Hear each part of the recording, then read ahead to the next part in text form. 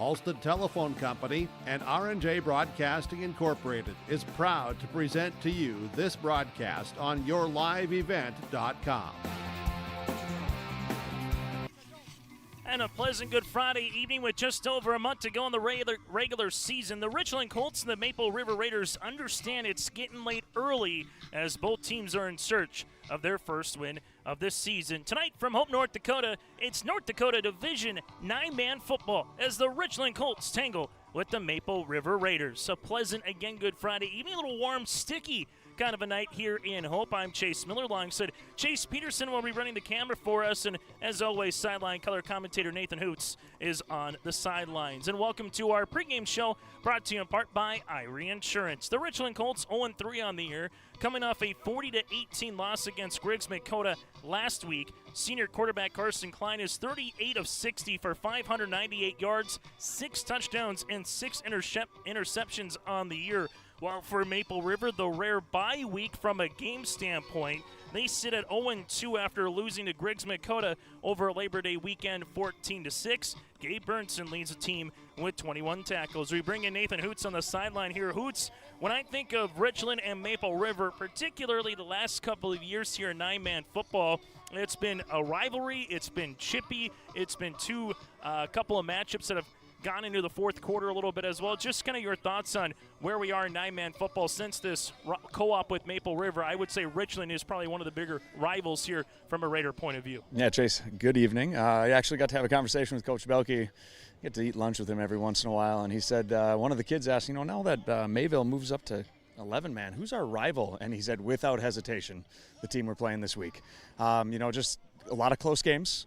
Some chippiness we had a couple years back. Played a playoff game against them 3 years ago, and just someone that I think our guys in blue would enjoy thoroughly getting a win against tonight. And on the opposite side, let's talk about what a win would mean for either club. First, from the Raider perspective, for Coach Belke, first-year head coach, 0-2 on the season, going up against a team in Hankinson that's receiving votes. Griggs Dakota, a team that's going to be in the midst of a postseason conversation here throughout Region 1. And then you look at the Richland Colts. They've lost 11 straight games. Their last win was in 2023 to end the season against the Enderlin Eagles. And for this particular club, for head coach Luke Worry, let's start there first, Hoots. What would a win mean? Just trying to snap the win streak, if you will, and get the losing streak and get the monkey off your back. Yeah, it definitely smells like desperation down here on both ends. I think they understand, both teams, how big a win would be tonight, but especially in Richland's case, going winless last year, and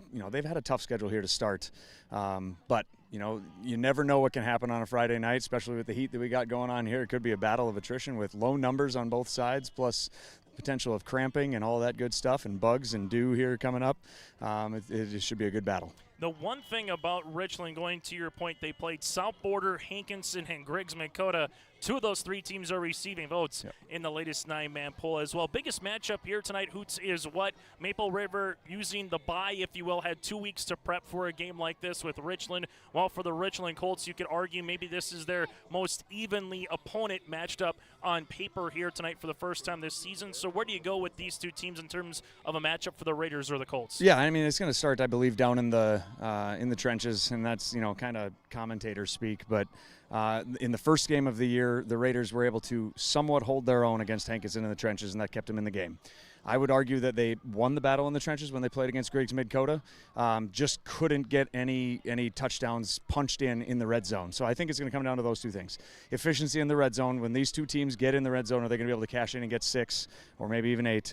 And who's going to win the battle in the trenches? Thank you very much, Hoots. Still to come on our pregame show here, brought to you in part by Irie Insurance. We'll get to our starting lineups. We'll hear from the coaches. But when we return, we'll take a look at your out-of-town scoreboard tonight. The latest 9-man football polls, a top 5 matchup in the state on your live event in New Rockford this evening. That and more. It's the Colts and the Raiders for Friday Night Lights on yourliveevent.com.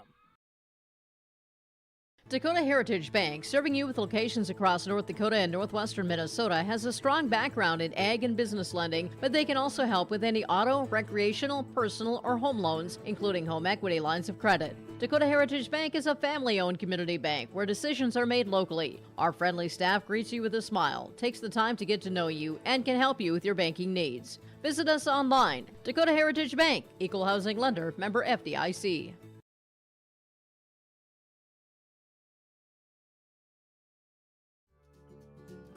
Visit the new Cywick Lumber and Hardware in Hillsboro. They have everything you need. Explore our large selection of quality hardware and building materials, perfect for every project. Inside, you'll find Valspar paint to brighten your home, top-of-the-line Milwaukee and DeWalt tools for every job, plus all the essentials for a successful harvest.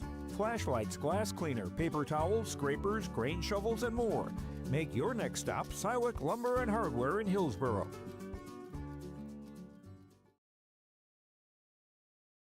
Triple E Incorporated in Page is cheering on the Raiders as they compete on and off the court and field. They put in the effort to build a team with trust, experience, and the ability to accomplish their goals. The team at Triple E Incorporated is built the same way, with knowledge and experience, with timeliness and efficiency. For your next non-residential building project, go online to eeeinc.com or stop by the office in Page for more information. Make your next project a winner with the team at Triple E Incorporated in Page. At Enbridge, we're focused on relationships. 23 Canadian First Nation and Métis communities now own an equity stake in Enbridge Athabasca Pipelines. In Minnesota, Enbridge has spent $450 million and counting with Native-owned companies and in wages to tribal members working on Line 3. Every day brings new collaborations, partnerships, and possibilities. Learn more at Enbridge.com. Hometown Community Bank serves both the Hope Page and Maple Valley School Districts in Page and Fingal, North Dakota. If you're interested in an ag loan, real estate, consumer, commercial, or HELOC, give Dwight a call at either branch location. Reach out to Janine about investing in a certificate of deposit or save by opening a money market account. Proudly supporting the Maple River Raiders and wishing the athletes and coaches a successful year. Hometown Community Bank is an equal housing lender and member of the FDIC. As we continue on our pregame show here tonight in Hope, North Dakota. About 5 minutes ago, checked, it was about 80 degrees. It'll feel like a summer's night to begin with, at least in the first half of play. Let's take a look at your 9-man football poll entering the state of North Dakota. New Rockford Cheyenne number 1, the defending champs. New Rockford Cheyenne Maddock number 1. The Lobos, Lemoore Litchfield Marion number 2, both with interesting games here this evening. The Rockets hosting 4th-ranked North Border on yourliveevent.com with Greg Grenz, while on the opposite side, Lemoore Litchfield Marion, they will have a date at South Border here tonight. Who's receiving votes? Linton HMB number 3, North Border as mentioned number 4, Grant County Flasher number 5, Hankinson and South Border 6 and 7 with Alexander 8 if you go by the receiving votes, which tells me, Hoots, Region 1 has 3 of the top 7 teams in the state. That shows you how top-heavy this region has been so far early on this season. Yeah, it's going to be an awesome battle. You know, when we were talking in the pregame what teams Richland has played, you know, I immediately said, you know, it's probably 3 playoff teams in the region, but, I mean, there's so many quality teams in this region that I can't wait to just be able to pay attention to scores each and every Friday night throughout this entire fall. We're going to take a look at our coaches' conversation here in a moment, but across the state of North Dakota as well here tonight, you have a couple of really good matchups in 3A. AA football, Central Cass makes their way out to Dickinson. Kindred makes their way out to Bismarck, St. Mary's. Also here tonight on yourliveevent.com, you'll have Fargo South and Fargo North. The rivalry continues here this evening. Northern Cass at Sargent County. And how about this team, Hoots and 1A, Ellendale Edgeley Column at Hillsboro Central Valley. I think the Thunder right now making a case showing you why they're a top 5 ranked team. And if they can get by a quality Borough club here tonight, they might have the whole shot in the Region 1, possibly winning the region, but also trying to get a little bit closer to securing a top 4 seed in the postseason, which is always large. Can you fly under the radar being ranked number 1 in the state? I mean, you just don't hear a whole lot about it. I'm going to be honest, I didn't expect them to be ranked that high. I know they lost some really quality players from last year's team, but the scores that they've been able to put up here in the first couple of weeks certainly justify that. But yeah, it's kind of you don't say their name first when you think 11-man football, and then good for them. They've obviously built something that's long-lasting down there in Ellendale and Edgecombe. Yeah, the column, the Thunder right now, top 5 team in the state. Langdon area, Munich, obviously, right up there as well in 1A. We'll take a break. When we come back, we'll hear from Luke Worry of the Richland Colts. We'll hear from Sean Belke of the Maple River Raiders. Get to our starting lineups and the opening kick. That's all ahead here in Hope on your livevent.com. Farmers, are you expanding, upgrading, or want to automate? Visit with the experienced staff at Hope Electric to learn about the latest electrical systems and the newest technologies that they have developed to make your operation more efficient. Get a custom system in place with features like iPad truck loading and remote view grain storage, touchscreen controls, hazard monitoring systems, and wireless cellular cameras to protect your assets. Hope Electric, serving the agricultural and commercial industry since 1978. Visit hopeelectric.com or call 701-945-2460. Hope Page Public Schools are committed to the development of all students by providing a high-quality education that is reflective of the strong values in our communities. The staff at Hope Page Public Schools work each day to enable and inspire students to achieve academic excellence and make positive contributions to our world. Learn more about Hope Page Public Schools by visiting hopepage.k12.nd.us. We are Hope Page, and we will change the world. As we continue on our Coach's Corner here today on our Irie Insurance pregame show, leading into kickoff between the Richland Colts and the Maple River Raiders for a little 9-man Region 1 football here tonight. And Hope joining us here is the head coach for the Richland Colts. That is Luke Worry. This interview brought to you in part by Dakota Heritage Bank. And Luke, let's just start with the new thing in 9-man football this year, where every game does matter in terms of postseason implications compared to what we've seen, last year where half your games were non-region, the other half were region contests. So from a coaching perspective, do you like the new way of doing business, so to speak, here this season in 2025?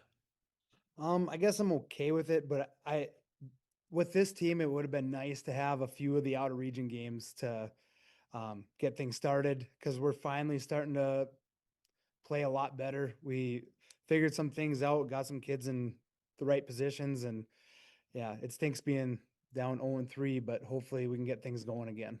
Yeah, 3 games so far. A really good South Border team. They got athletes, obviously Hankinson with what they have, and Greg's Makota's kind of been a salty team the last couple of years in 9-man football. All 3 very quality opponents here, Luke. So I guess what's the one thing you've learned about your team, albeit, yes, you're 0-3, but what's the one thing you've learned about your team early on this season that you hope to come away with a victory here tonight against Maple River?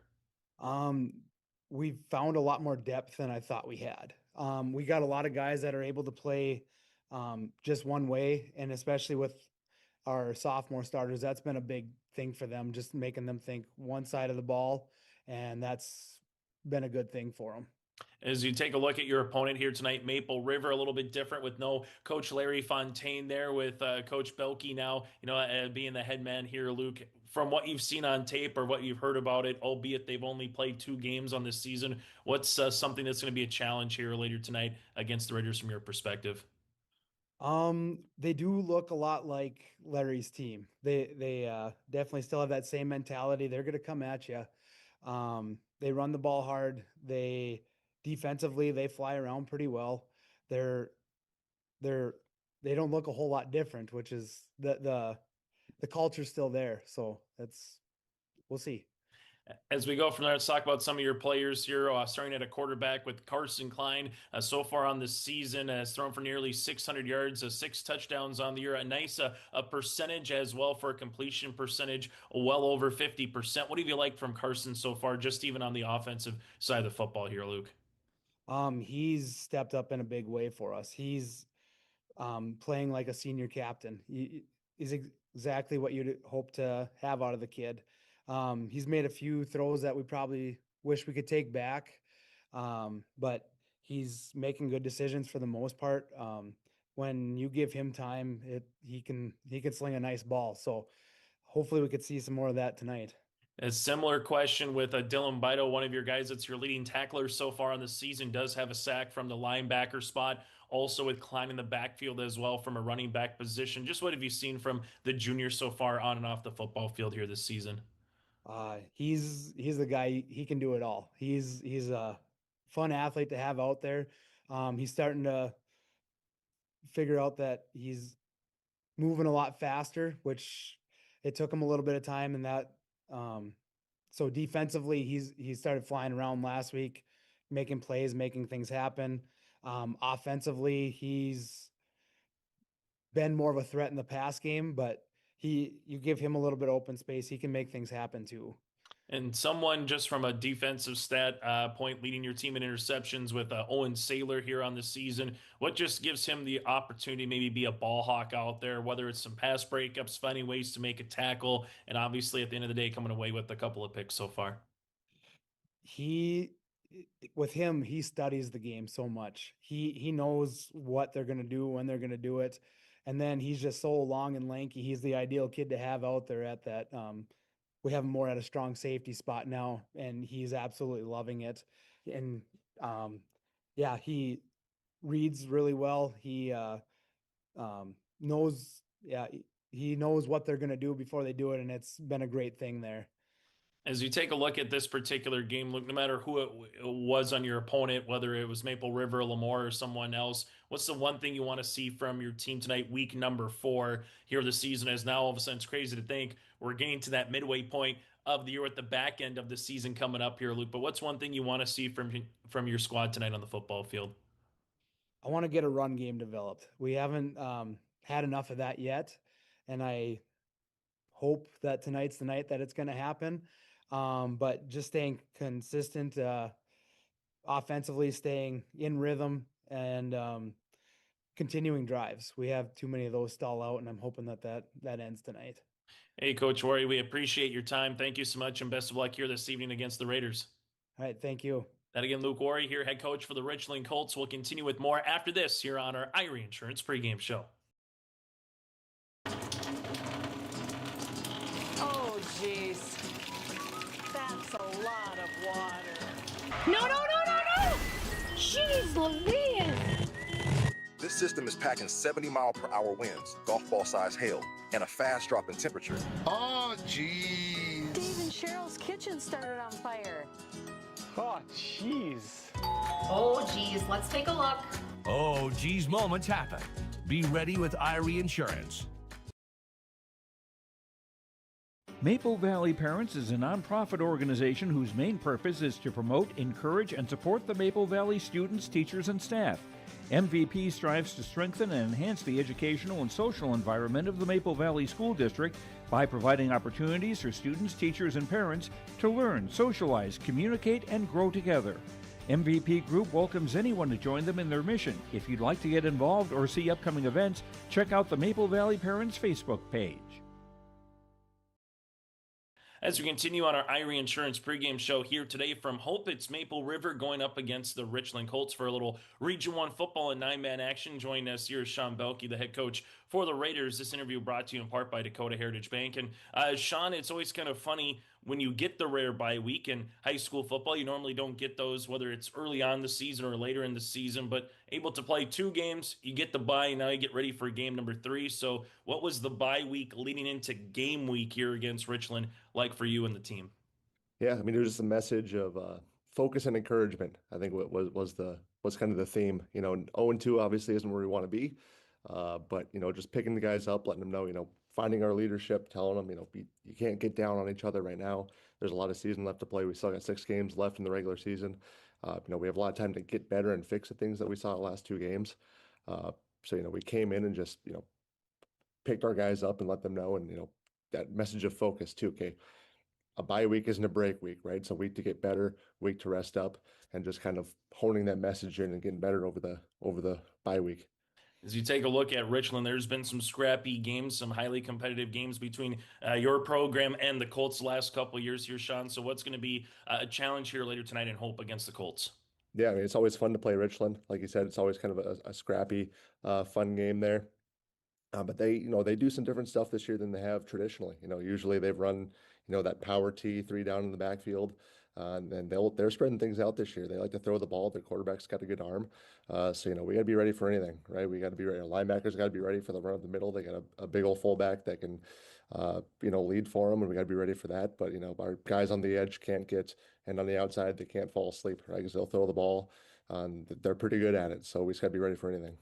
As you take a look at Gabe Burtson, 21 tackles so far on the season, leading the team defensively, obviously plays on the offensive line as well. What have you liked from Gabe's performance so far through 2 games of the season here, Sean? Yeah, I can't say enough about Gabe. He's a captain for us. And, last year he played D tackle. And then beginning of this year, first practice, we were talking to, as a coaching staff, and we said, let's throw him at middle backer, move Brennan outside and kind of see how things go from there. And we just loved it right away. He's done an awesome job there. He's got great eyes, read the play very well. He'll play any way, you want him to. He doesn't, there's no, well, why do you want me to do that? Or I don't want to do that. It's, yes, coach. Yep, I'll do whatever. So just having that leadership there and that, that vocal voice right in the middle of the defense has been just awesome for us. He's done a great job there. Let's go over that Griggs-Dakota game, albeit 2 weeks ago. It was a tight affair in a contest that was 14-6. Just what were some positives from that game, and what were some things that you wanted to clean up over that quote-unquote bye week here, Sean, as you get ready for the Richland Colts? Right. Positives, we never gave up. It was, tough start right away, opening kickoff touchdown, and we were having trouble scoring right away. And a couple 3-and-outs to start the game, but it was, we were never out of it. The guys never rolled over. We played 4 quarters of hard football, and gang tackling was awesome too. I think our defense played awesome. There was always, 9 to the football, something we preach every single practice, something we kind of pride ourselves on, and it showed there that it was every play. There was, before the whistle, there was 9 to the football, so that was awesome to see. Some things that need improvement was scoring in the red zone. We had 3 or 4 red zone trips where we just couldn't get there. It's kind of, that's where your performance needs to be the best. You can get 80 yards, but it doesn't matter if you can't get 20.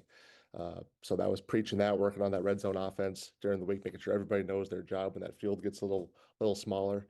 And again, just the focus, right? Because we came out a little slow, right? First few drives, giving up an opening kickoff for a touchdown, understanding the importance of, it's game time. You got to get out there. You can't take a drive off, can't take that opening kickoff off, because if you do, bad things happen. And I think the guys really understand that now after having experienced that. And I think we got a lot better over that bye week. Final thing for me, Sean, before we let you go, just what would a win mean here? Obviously, game number 3 of the season, trying to pick up a region win as well. Just what, and you only get so many home games this year with 4 of them. This is your second one, but what would a win mean here on home turf against a rival in the Richland Colts? Yeah, I think it would just be great to get that monkey off our back right now. We know 0-2, obviously, not where we want to be. Some guys, thinking, after that loss, should be 1-1, but you can't be thinking that, we get there. It's 1 week at a time, right? After every week, I always say, we're 0-0 right now. It's on to the next one. Doesn't matter what happened last week. So getting there and being able to celebrate, after a game in our own end zone on our home field would just be huge. I've been saying it all week to the guys, I want to celebrate in the end zone. I hope you guys do too, but it's getting to that point where I think the guys are itching to do that. So I think that would just be huge, getting that monkey off our shoulders and getting there and just being able to celebrate and kind of rally around saying, this is a good football team, and we can play with them. So I think that would just be huge for us. Hey, Sean, as always, thank you so much for your time and best of luck here this evening against the Colts. Thanks, Chase. And again, Sean Belke, head coach of the Maple River Raiders, will continue with more on our pregame show after this here in Hope. The Maple Valley School District is engaging students in a world-class education, preparing them for lifelong success. Maple Valley serves the surrounding communities of Buffalo, Fingal, Oriska, and Tower City with a great student-to-teacher ratio per class. For more information, go online to myraiders.org. That's myraiders.org. The Maple Valley School District wishes the best to the Raiders coaches and athletes this season. Go Raiders! We always say we're a one-stop shop. North Star Ag is a full-service shoreline machinery dealership. So we have the 3 departments: sales, service, parts, fully staffed, have full inventory of all the parts and whole goods needed. We really value the service and the support that any traditional dealership would give you, but we specialize in shorelines. You can give us a call at 701-361-4790 or visit our website at northstar-ag.com. Those interviews brought to you in part by Dakota Heritage Bank, sharing their heritage and their future with locations in North Dakota and Minnesota. Go to dhb.bank. That again is dhb.bank. Chase Miller, Nathan Hoots, and Chase Peterson with you here for a three-man weave on a Friday night as we put a bow on our Irie Insurance pregame show. Hoots, hearing from the coaches, seeing these teams warm up. We mentioned some of our keys to the game, but what's the one thing from a Raider and a one thing from the Richland Colt point of view? You mentioned about getting in the red zone and taking advantage once you get there. But as you see these teams warm up, is there maybe a physical edge or a speed edge, so to speak, that either team can take advantage of here this season? Yeah, just watching based on warm-ups, the physicality edge in the trenches is probably going to go the way of the Colts, but there's some explosion that hasn't been unleashed here in this first couple of weeks. It's easy to move the ball, not easy, easy's in air quotes, to move the ball between the 20s and 9-man. All of a sudden it becomes a lot more difficult once you get inside that red zone. You get a little more tense because that there's no field goal to fall back on, that you got to put the ball in the end zone or it's a wasted possession. And the Raiders have had too many of those, and I know it's starting to wear on the coaches that, hey, we get the ball in the red zone, we just got to punch it in. Only scoring 6 points in the first two games, they're going to want to see some offensive success early on. We'll see what happens here tonight between the Richland Colts and the Maple River Raiders. Next up for both teams, Richland will make their way to Enderlin next Friday before coming back home for their homecoming game against Hatton Northwood on September the 26th. Well, for the Richland Colts, they will have an off week next week. That'll be their bye, and then they will host the Enderlin Eagles on the 26th here for Richland. Richland 0-3 on the season, while the Maple River Raiders are sitting 0-2. Someone's going to pick up a win and also a region win at that here tonight on yourliveevent.com. That does it for our pregame show, brought to you in part by Irie Insurance. Go to Irie Insurance website. That's IrieINS.com to get a free quote started today. They covered all from home, auto, crop, commercial, and benefits insurance. We're back with the opening kick and the starting lineups. That's next here on yourliveevent.com. Visit the new Cywick Lumber and Hardware in Hillsboro. They have everything you need. Explore our large selection of quality hardware and building materials, perfect for every project. Inside, you'll find Valspar paint to brighten your home, top-of-the-line Milwaukee and DeWalt tools for every job, plus all the essentials for a successful harvest. Flashlights, glass cleaner, paper towels, scrapers, grain shovels, and more. Make your next stop Cywick Lumber and Hardware in Hillsboro.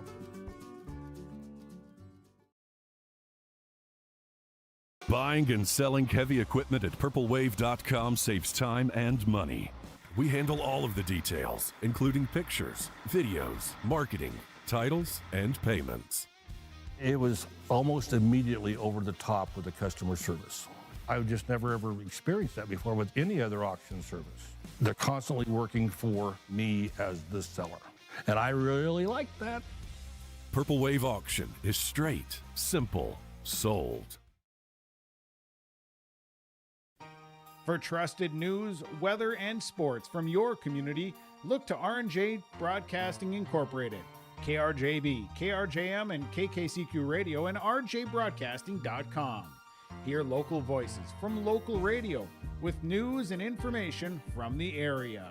Your information stations, KRJB, KRJM, and KKCQ Radio, and rjbroadcasting.com. Local voices from local radio. Homegrown local radio is now worldwide with 24-hour streaming. Download the RJ Radio app to hear local voices from local radio with KRJB, KRJM, and KKCQ 24 hours a day from anywhere. You can listen to your favorite programs like the RJ Family Morning Show, local news, farm markets, music, high school sports, church services, more from anywhere. KRJB, KRJM, and 96.7 KKCQ is streaming on the RJ Radio app. Download it to your device and take us with you wherever you go. Stay up to date all year long with your live event from our social platforms with X, Facebook, and YouTube. From the latest coaches show to watch game broadcasts back on demand from earlier in the season. Search your live event on YouTube and hit subscribe. Outside the three-point arc. Pick and pop here with Spaeth into the left side corner. Three, good. For the complete and most up-to-date schedule throughout the year, head to our website at yourliveevent.com. As we come back here on YourLiveEvent.com, the Maple River Raiders will start with the ball offensively.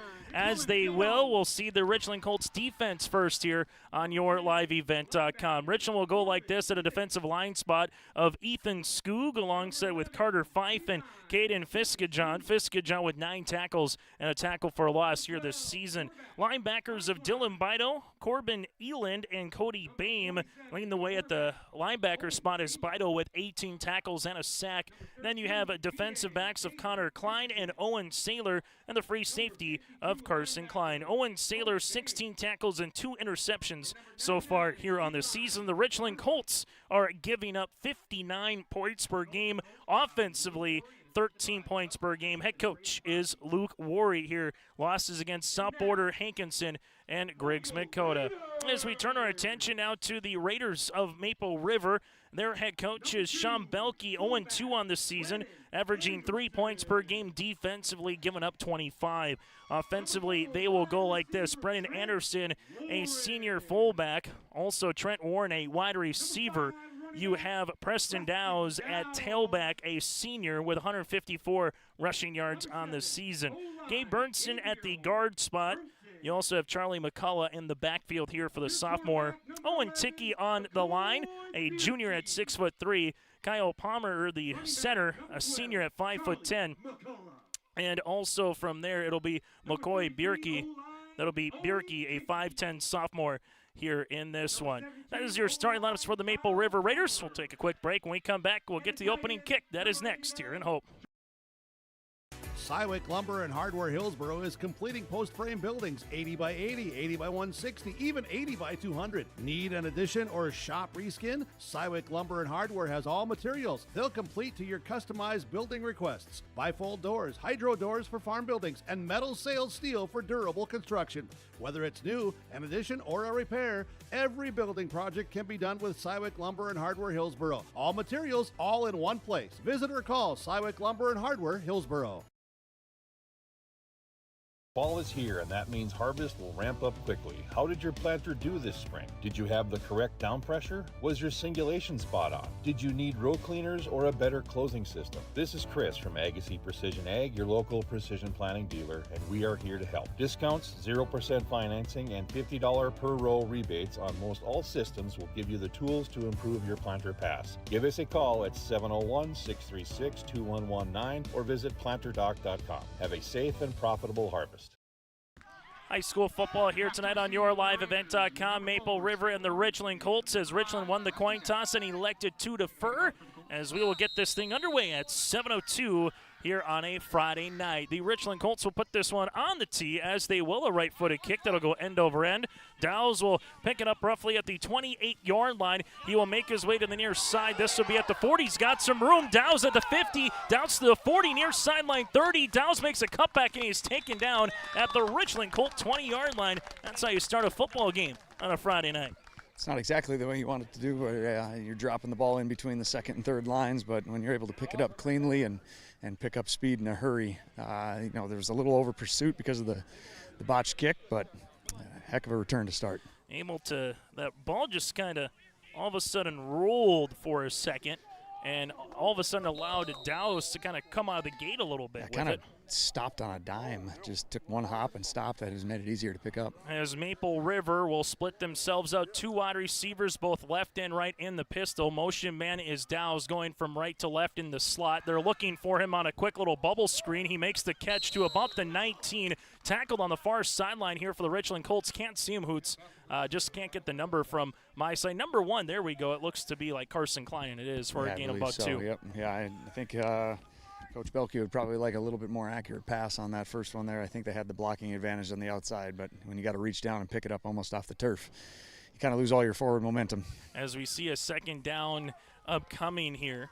Ball will be spotted at the right-hand side, but you're going to see Dowes at a couple of different spots, tailback with wide receiver. They're going to find a way to get the ball in Preston's hands in a different velocity throughout the course of a game. As this will be a handoff, then unfortunate.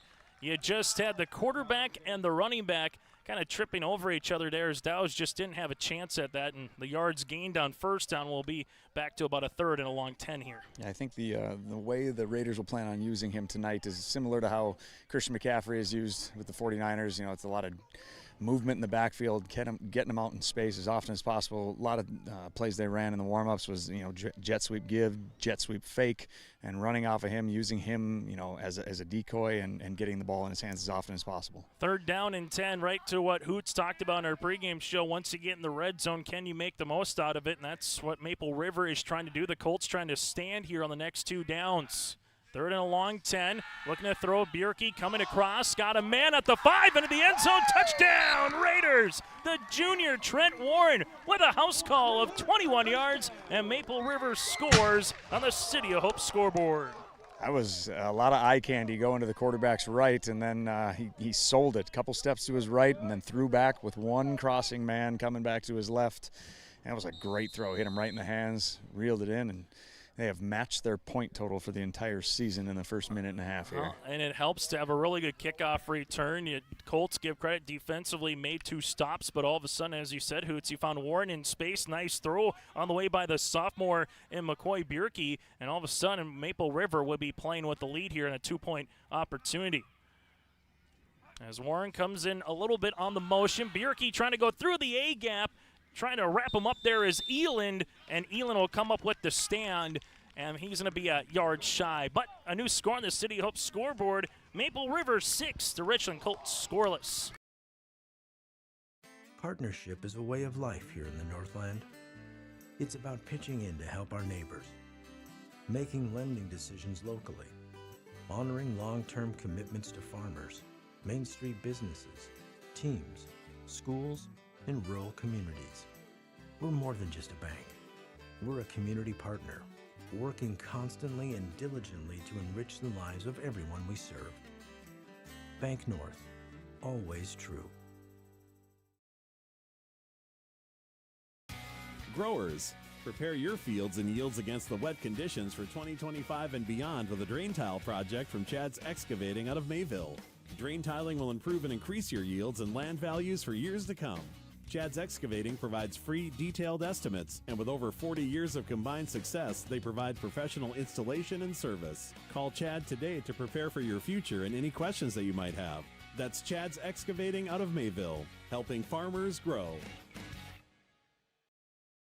On the City of Hope scoreboard, Maple River takes advantage of a really good kick returned by Dow's. Ball is at the 21-yard line. Took 3 plays, a minute 44 off the clock. Bjerke hits Warren for a 21-yard score. 2-point conversion, no good, but the Raiders will be playing with a lead after losing 36-0 against Hankinson and 14-6 against Griggs Dakota 2 weeks ago. Ball on the tee. This one is a slow roller to the 40-yard line. It's a live ball, and it's still going to be loose, and Maple River looks like they pounced on it, and they have.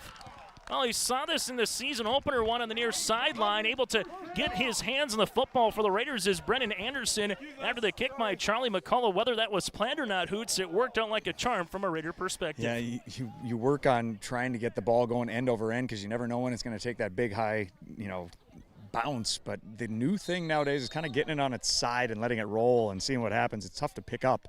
Used to fielding a ball with it, up and down, not sideways. And I think they got I think the Colt got there first, and then the initial hit probably punched it out. So 2 great special teams play here to start. And if you're a Richland right now, all about trying to get off the field without giving up another score. You don't want to be down 2 scores before your offense gets the ball. Bjerke able to give this one up the middle. Anderson with a couple of yards on the rush. Bido comes in on the tackle.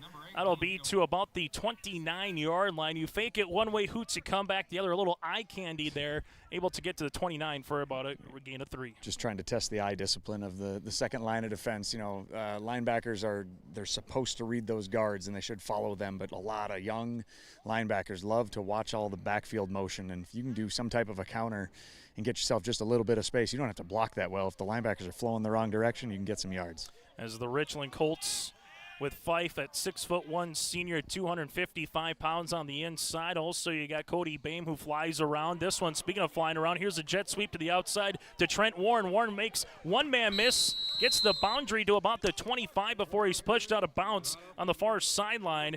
as that'll be by Caden Fiskagen, and you will get a gain of about 4 yards on the play. Hoots, a really nice job by Warren, kind of on that stiff arm to get those extra yards. Yeah, definitely, and great pursuit by the Colt defense there, getting out there. It was almost disaster in the backfield. There was a little bit of a missed exchange and almost a face mask. He put his hand right up there and then slid his hand down. He felt the pressure on the face mask and did a good job of not grabbing on and hanging on there. 3rd and short, an I formation tight.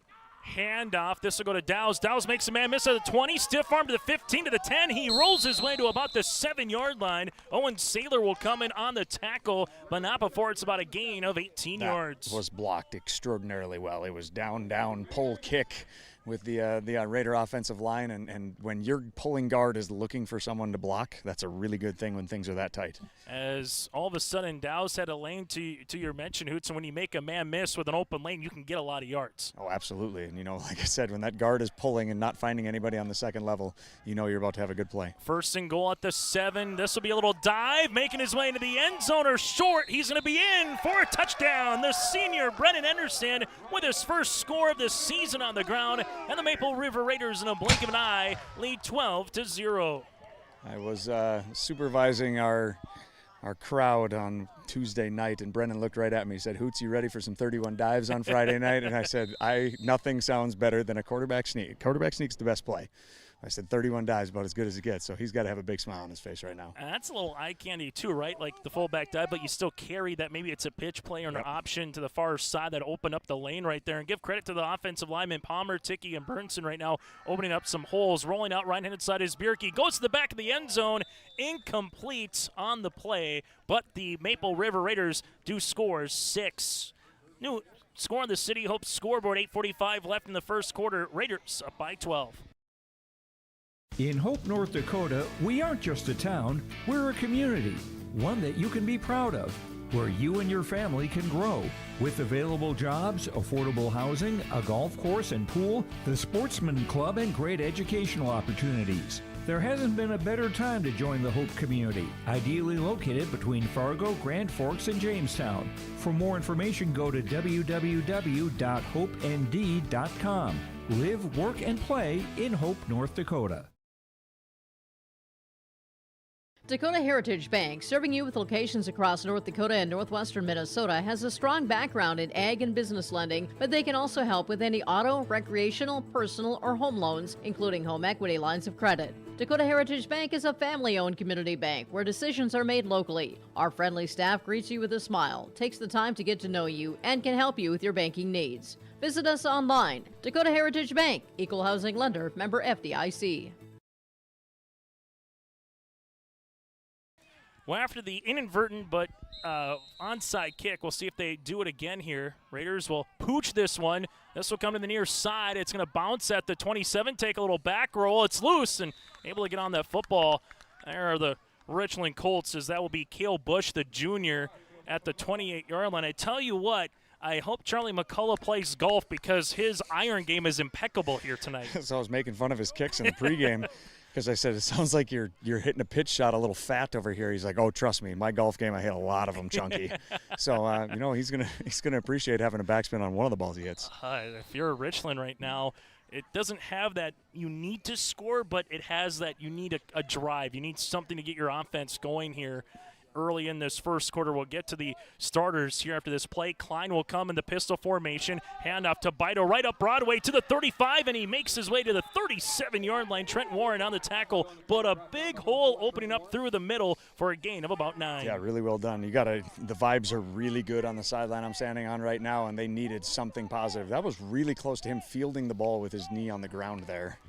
Carter Fife is the center at 6'1", 225 pounds. You have Grayson Muniz, the 6'2 guard at 290, and Caden Fiskajon, the 6'1 junior at 170. Bush, Keeble, and Saylor at wideouts. Bame, the fullback, Bido, and Klein in the backfield. And this will be a keeper by Klein, and Klein's going to get hogtied at about the line to gain, going up high and going down low. And going down low was Charlie McCullough, and it looks to be 3rd down after the Raiders stone him at the line. I think there was a little miscommunication in the backfield. I think the snap came a little, I don't know if he threw a changeup on that snap there, and it just, all the linemen were going like we got a guy down. As Charlie McCullough just hoped that it's the wind knocked out of him after the play there, as he again was on the bottom of that pile, as he will get a quick look at here in between the field. We'll take a quick break here on YourLiveEvent.com. 3rd and inches for the Raiders when we return. Visit the new Cywick Lumber and Hardware in Hillsboro. They have everything you need. Explore our large selection of quality hardware and building materials, perfect for every project. Inside, you'll find Valspar paint to brighten your home, top-of-the-line Milwaukee and DeWalt tools for every job, plus all the essentials for a successful harvest. Flashlights, glass cleaner, paper towels, scrapers, grain shovels, and more. Make your next stop Cywick Lumber and Hardware in Hillsboro.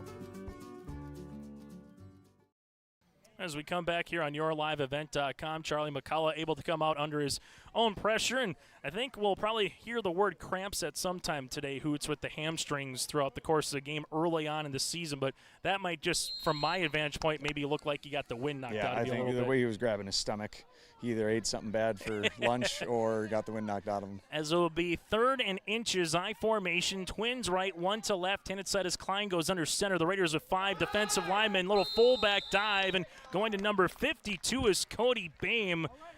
Boehm stands out. He looks like a football player with that little neck roll that he has at the fullback and linebacker spot. Reminds me of Bosworth a little bit there for a gain of 2. He's got that vibe. It's the guy that you don't want to get in between him and where he wants to go. So 1st down and 10, first possession of the game here for the Richland Colts. Ball started at their own 28-yard line with 8:43 here in the first quarter. And Richland, over the last handful of years, you've come to know almost like a wing T 9-man football squad. This year, a little different. They're going to spread you out. They'll still run, look to throw. Beidle looking to make a cutback, and the Raiders stretch that one out beautifully and wrapping them up in the backfield. Immediately there was Kyle Palmer.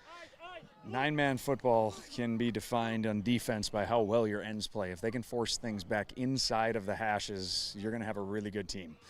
Jonah Thompson wasn't even close to making the tackle on that play, but he beat his man up the field, forced that back into the middle of the field, and then the linebackers and the D-line pursued and made a good play in the backfield. Yeah, you got Owen Tickey, a junior, Jonah Thompson, the senior, as you mentioned, Hoos. Nice play by Palmer there. Brennan Anderson with Gabe Burnson.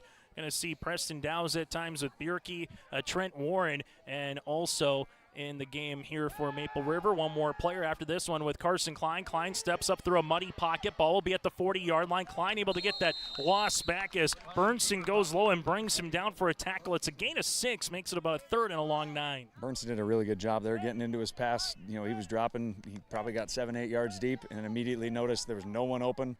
Spied the quarterback, came up and made a really good play. Ian Lark also on the defensive end spot here with 4 tackles so far through 2 games on the season as the Maple River Raiders bring up a 3rd and a long 9. And if you're Richland, the question becomes a 9-man football. How close do you get to the first down, regardless of the score, before you kind of go for it? In no man's land, we'll see what happens here. Under 6 minutes to play in our opening quarter.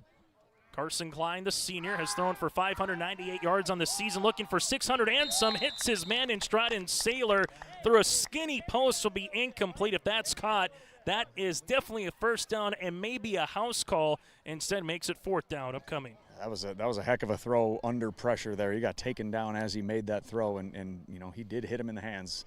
You'd like to see him come up with that, and you're right, you're probably going for 2 on the next play if that one's caught. Carter Fife is the snapper, as Dylan Beidle is the punter, back at his own 31-yard line. Dow stands back at the 26. Beidle with the right-handed kick.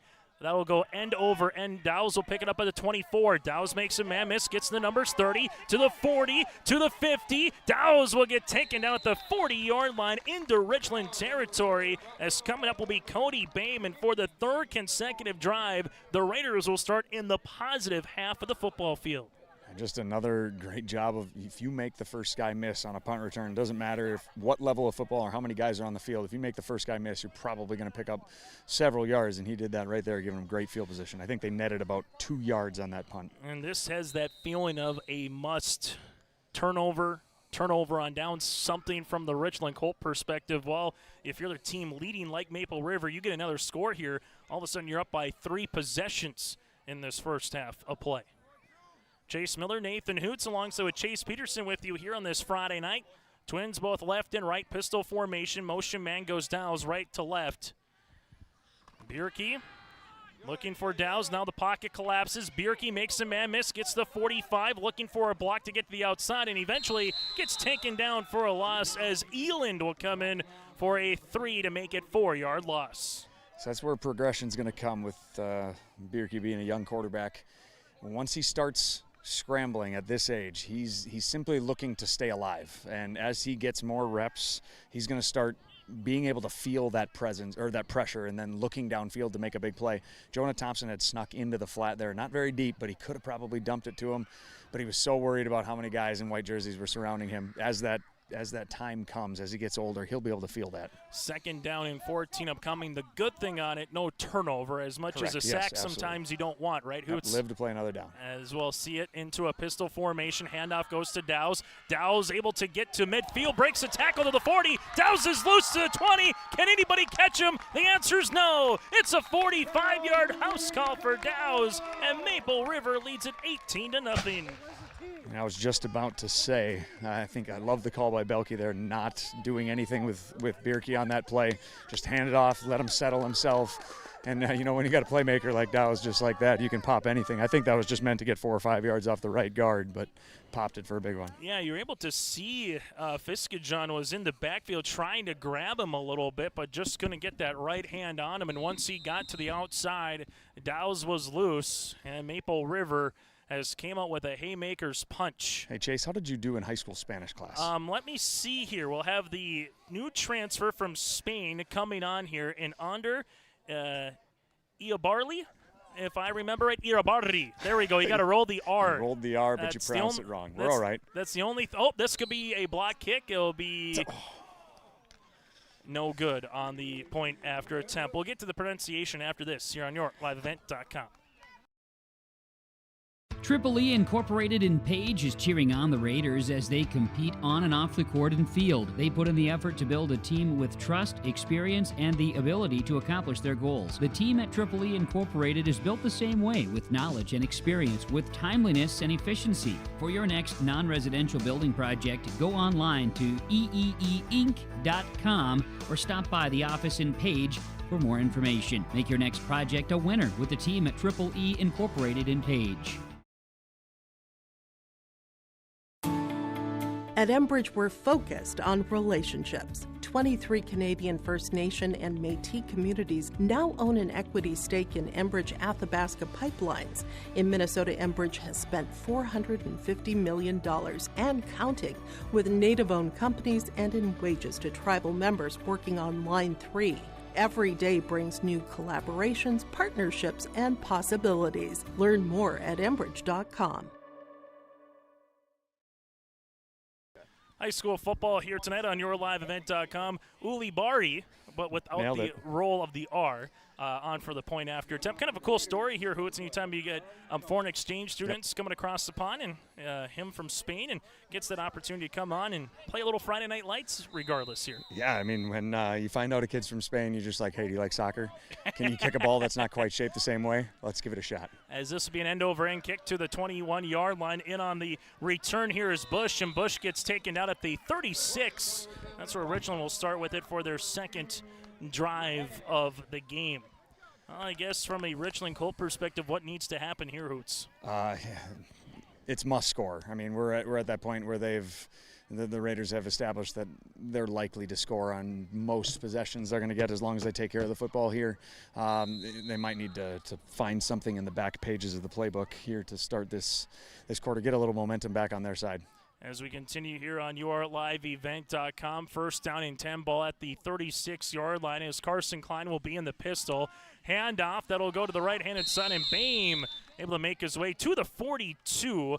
In on the tackle is Bernstein here. That'll be a gain of about 5 to 6 yards. Or you could just hand it to him every play and see where that gets you. Just get him going with a little head of steam. I think he's probably a little better when he's not beside the quarterback, but behind the quarterback. Give him a couple extra feet to get going downhill because he is a load. Bame is like the high school version of Mike Allstott at the 2-yard line for the Buccaneers. just rumbling, bumbling, and stumbling in a good way, and he's tough to take down. You're not going to take him down up high. You got to go low as he, well, there you go. Exactly how you do it. You go low coming in on the tackle there is Dow's, but again, a healthy gain of about 3 to 4 yards, and the Colts will take it. You're not in that position where you need to score quickly. You're just in a position where you need to have your offense get some rhythm here, Hoots, and try to put one in the end zone. Yeah, and they're not just one guy running the ball and running guys over. There was a gigantic lane there that, and then Preston Dow's made a business decision by going for the ankles rather than any other body part. 3rd down and 1 upcoming here. What has that feeling of 4-down territory early in this game, regardless of this play, if it is a negative play, as Klein in the pistol. Going to run a little speed option to Bido. Bido makes a man miss. He stretches. That stretch is going to be close. Depending on the spot of the ball, we'll see it here. It looks to be a 4th down. It'll be a loss of about a half yard. Well, Maple River blew it up immediately, Hoots, where that pitch had to come out right away. Do you think he needed to pitch it quite that early? I think he could have maybe made him commit that end one more step and been able to create a little more space to the outside, but that was great flow by the Raider linebackers. One thing that Belke talked about in our pregame, 9 guys flying to the ball, and that's the example right there on that speed option. 4th down and a yard. It's a long yard here as they will give this one up to Bame. Bame gets the 1st down and some as he gets to midfield, and that'll be a 1st down here for the Colts as Charlie McCullough, part of the tackling party for the Raiders. It's a gain of 4. I think I would have bet my house on that play call right there. They went away from it 2 straight plays and didn't get a whole lot of success, and then come right back to it, get that 1st down, move the chains. 4 carries for 10 yards for Bame so far here tonight. He's got 20 carries for 50 yards on the season as the Colts looking to get past the 50-yard line on their 2nd possession of the game. Under 2 minutes to play here in the opening quarter on the City of Hope scoreboard. Klein looking, throwing, firing, caught by Saylor at the 40, Saylor to the 35, and Saylor is going to get tackled right around the 33-yard line. Tell you what, when Klein has time to throw, he throws a pretty ball that was out to the 33-yard line for a gain of 14 yards. Yeah, that was a tremendous throw. Real tight spiral. He's got virtually the exact same throwing motion as McCoy Bierke. That little 3/4 sidearm, not your traditional over the top. But he hit him right in the hands. There wasn't much of a lane to throw that ball through, and he put it right on the money. 1st down and 10 upcoming for the Richland Colts. 90 seconds to play here in the opening quarter. Don't have to worry much about wind tonight in terms of going into it or using it. It's just a nice late summer's night. Klein makes a man miss to the 30, and he gets stuck right at the 30-yard line. Nice play on the outside. Coming in is Brennan Anderson out of a cannon for a gain of 3. Yeah, that might have been the first missed tackle of the night for the Raiders, where Lark kind of committed a little early and didn't quite do his job. But the best part about playing end is that you have 2 lines of defense behind you to come clean up, and Brennan Anderson was there with another pile of blue right behind him. As we'll see this one here on yourliveevent.com. 2nd down upcoming, ball spotted at the 30-yard line here for the Richland Colts, and a drive that started back at their own 36 with 4:14 off the clock. So you get one more play here, you could burn the rest of this potential first quarter. As they got to get set, they got to go quickly. They do, but this will be a timeout, or is it a delay of game? And we'll get a timeout. They had to go quickly. You kind of heard from the sidelines underneath us, Luke Warry saying hustle, hustle, not wanting to get that 5-yard penalty. We'll keep it here before the first quarter. Hoots, what's the one thing, I guess, from a Richland perspective, do you like about this drive so far and what they've been able to do matriculating the ball down the field? Yeah, it's balance. They ran that speed option outside. They've hit a couple dives down the middle and then a nice little play action. I think, as the game progresses, I think the Raiders are probably going to realize, okay, if 54 is not in the backfield, it's either an outside toss or it's going to be some type of a play action, and we're looking for somebody down the field. He's a bit of a tell right now to where the ball is going to go. He's in the backfield. They're running the ball. He's either the lead blocker up the middle or getting the ball. These bugs are going to be a serious problem here in this game. I was just going to ask you, with no wind compared to a couple weeks ago, you didn't have to worry about the bug patrol, but today you might need some spray down there for the bug spray. I got bites through my clothing already, and unfortunately I don't have the hair coverage to protect myself. There's a reason why Hoots, even though it's 80 degrees to start the game, is in completely long-sleeved and long pants here in this one. 2nd down upcoming for the Richland Colts. Ball spotted at the 30-yard line. After the timeout, that'll be the first one here for Richland in this first half of play. Klein steps up, gets the 30, shakes and bakes a little bit to about the 27-yard line. Coming in on the tackle will be Owen Ticky. Ticky for the tackle. It's a gain of 3. And then, of course, as soon as I say they put him in the backfield, and I've been saying he's kind of a tell, they're going to run it downhill. They go play action on the first play. That was a nice little change up there from Coach Worry, and see if they can continue to move the ball here on this possession. So 3rd down upcoming. We'll see if Richland can get to line quickly. If not, we'll end our first quarter play here where the Raiders have a 18-point lead on the City Hope scoreboard, and that's exactly what we'll do. It'll be 3rd down upcoming and 5 at the 28 when we return here after 1 quarter play. Hometown Community Bank serves both the Hope Page and Maple Valley School Districts in Page and Fingal, North Dakota. If you're interested in an ag loan, real estate, consumer, commercial, or HELOC, give Dwight a call at either branch location. Reach out to Janine about investing in a certificate of deposit or save by opening a money market account. Proudly supporting the Maple River Raiders and wishing the athletes and coaches a successful year. Hometown Community Bank is an equal housing lender and member of the FDIC. Farmers, are you expanding, upgrading, or want to automate? Visit with the experienced staff at Hope Electric to learn about the latest electrical systems and the newest technologies that they have developed to make your operation more efficient. Get a custom system in place with features like iPad truck loading and remote view grain storage, touchscreen controls, hazard monitoring systems, and wireless cellular cameras to protect your assets. Hope Electric, serving the agricultural and commercial industry since 1978. Visit hopeelectric.com or call 701-945-2460. As we come back on our City Hope scoreboard, it's Maple River 18, the Richland Colts scoreless here on YourLiveEvent.com. Chase Miller, Nathan Hoots, and Chase Peterson with us here tonight as the Richland Colts for the first time will be going left to right or from the west to the east here in Hope. Shotgun for Klein. Klein looking. This is going to be caught by Bido somehow at the 21-yard line, in on the coverage, and the tackle is Brennan Anderson. What a play by Bido to climb the ladder for 7. I think if you look at that tape, it's probably intended for the other receiver. But hey, if you're going to go up and make a catch like that, great job though. I mean, Brennan Anderson put a little bit of a hit on him there, and he held on through the field. Very good catch. The one thing to note as well, if the Colts can put this one in the end zone, they defer. They do get the ball to start the second half. So as long as you can get within 2 scores before you get to the half, you get the ball to start, you really give yourself a lot better of an opportunity to try to come back in this contest. Klein looking, firing, throwing, down the middle to Bido, caught, end zone, touchdown Colts. 21 yards on the pitch and catch, and the Colts are on the board. Real good job by the senior quarterback there. He felt a little bit of pressure coming from his backside, just climbed the pocket and made a really good, confident throw over the middle. That's a tough throw.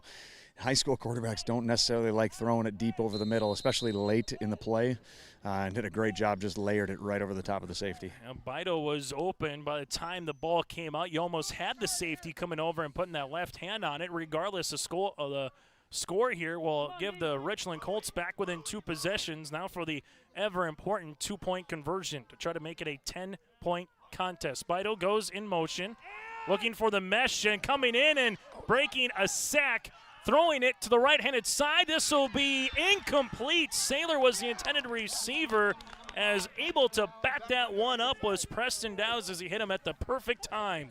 11:19 left to play in the first half. New score. Colts are on the board, down by 12. Hope Page Public Schools are committed to the development of all students by providing a high-quality education that is reflective of the strong values in our communities. The staff at Hope Page Public Schools work each day to enable and inspire students to achieve academic excellence and make positive contributions to our world. Learn more about Hope Page Public Schools by visiting hopepage.k12.nd.us. We are Hope Page, and we will change the world.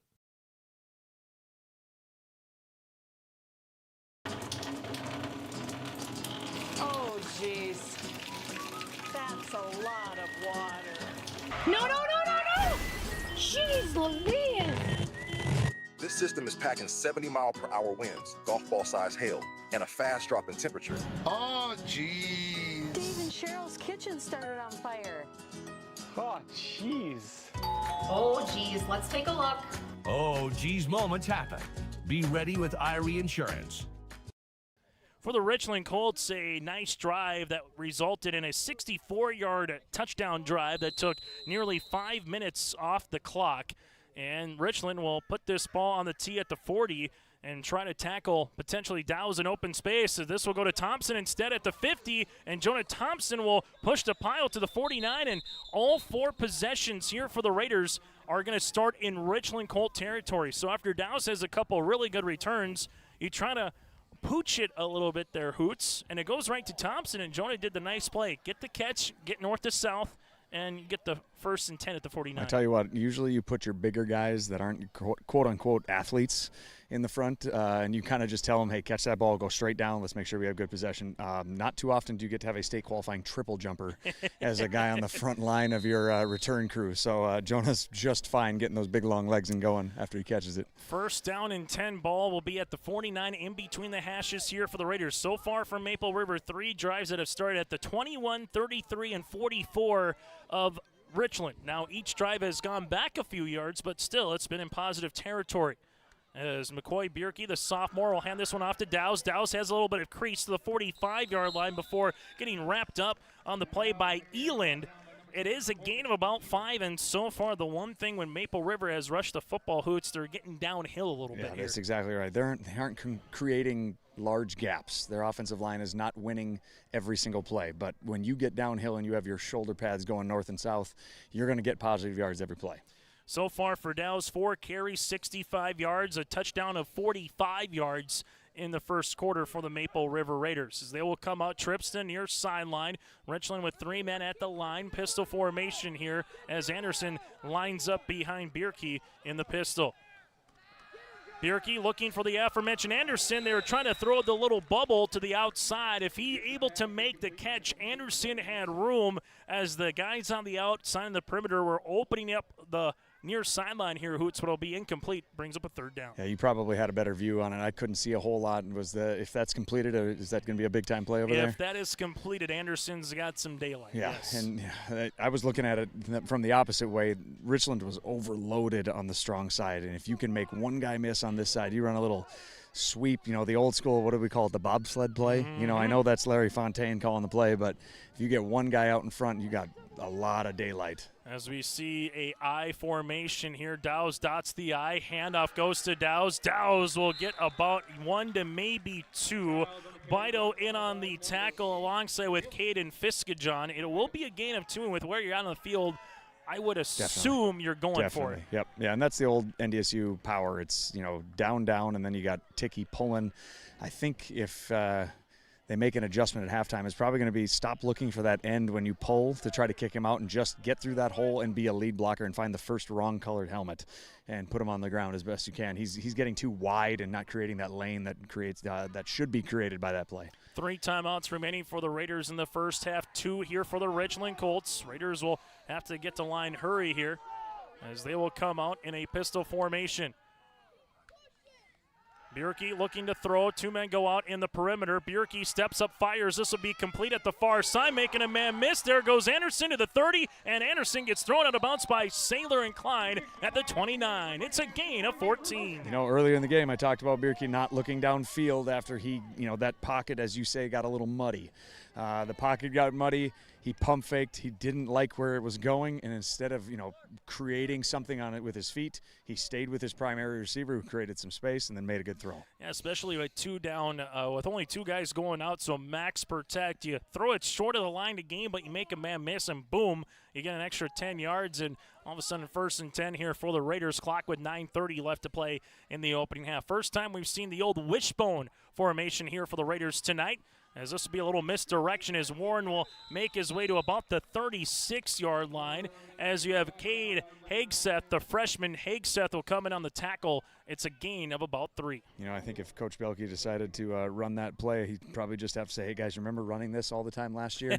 Okay, yeah, it's muscle memory. Get in, and go do it. I think the Fontaine, you would call that in honor of Larry, you would call the wishbone the Fontaine formation, right? Fontaine 52 on one-on-one.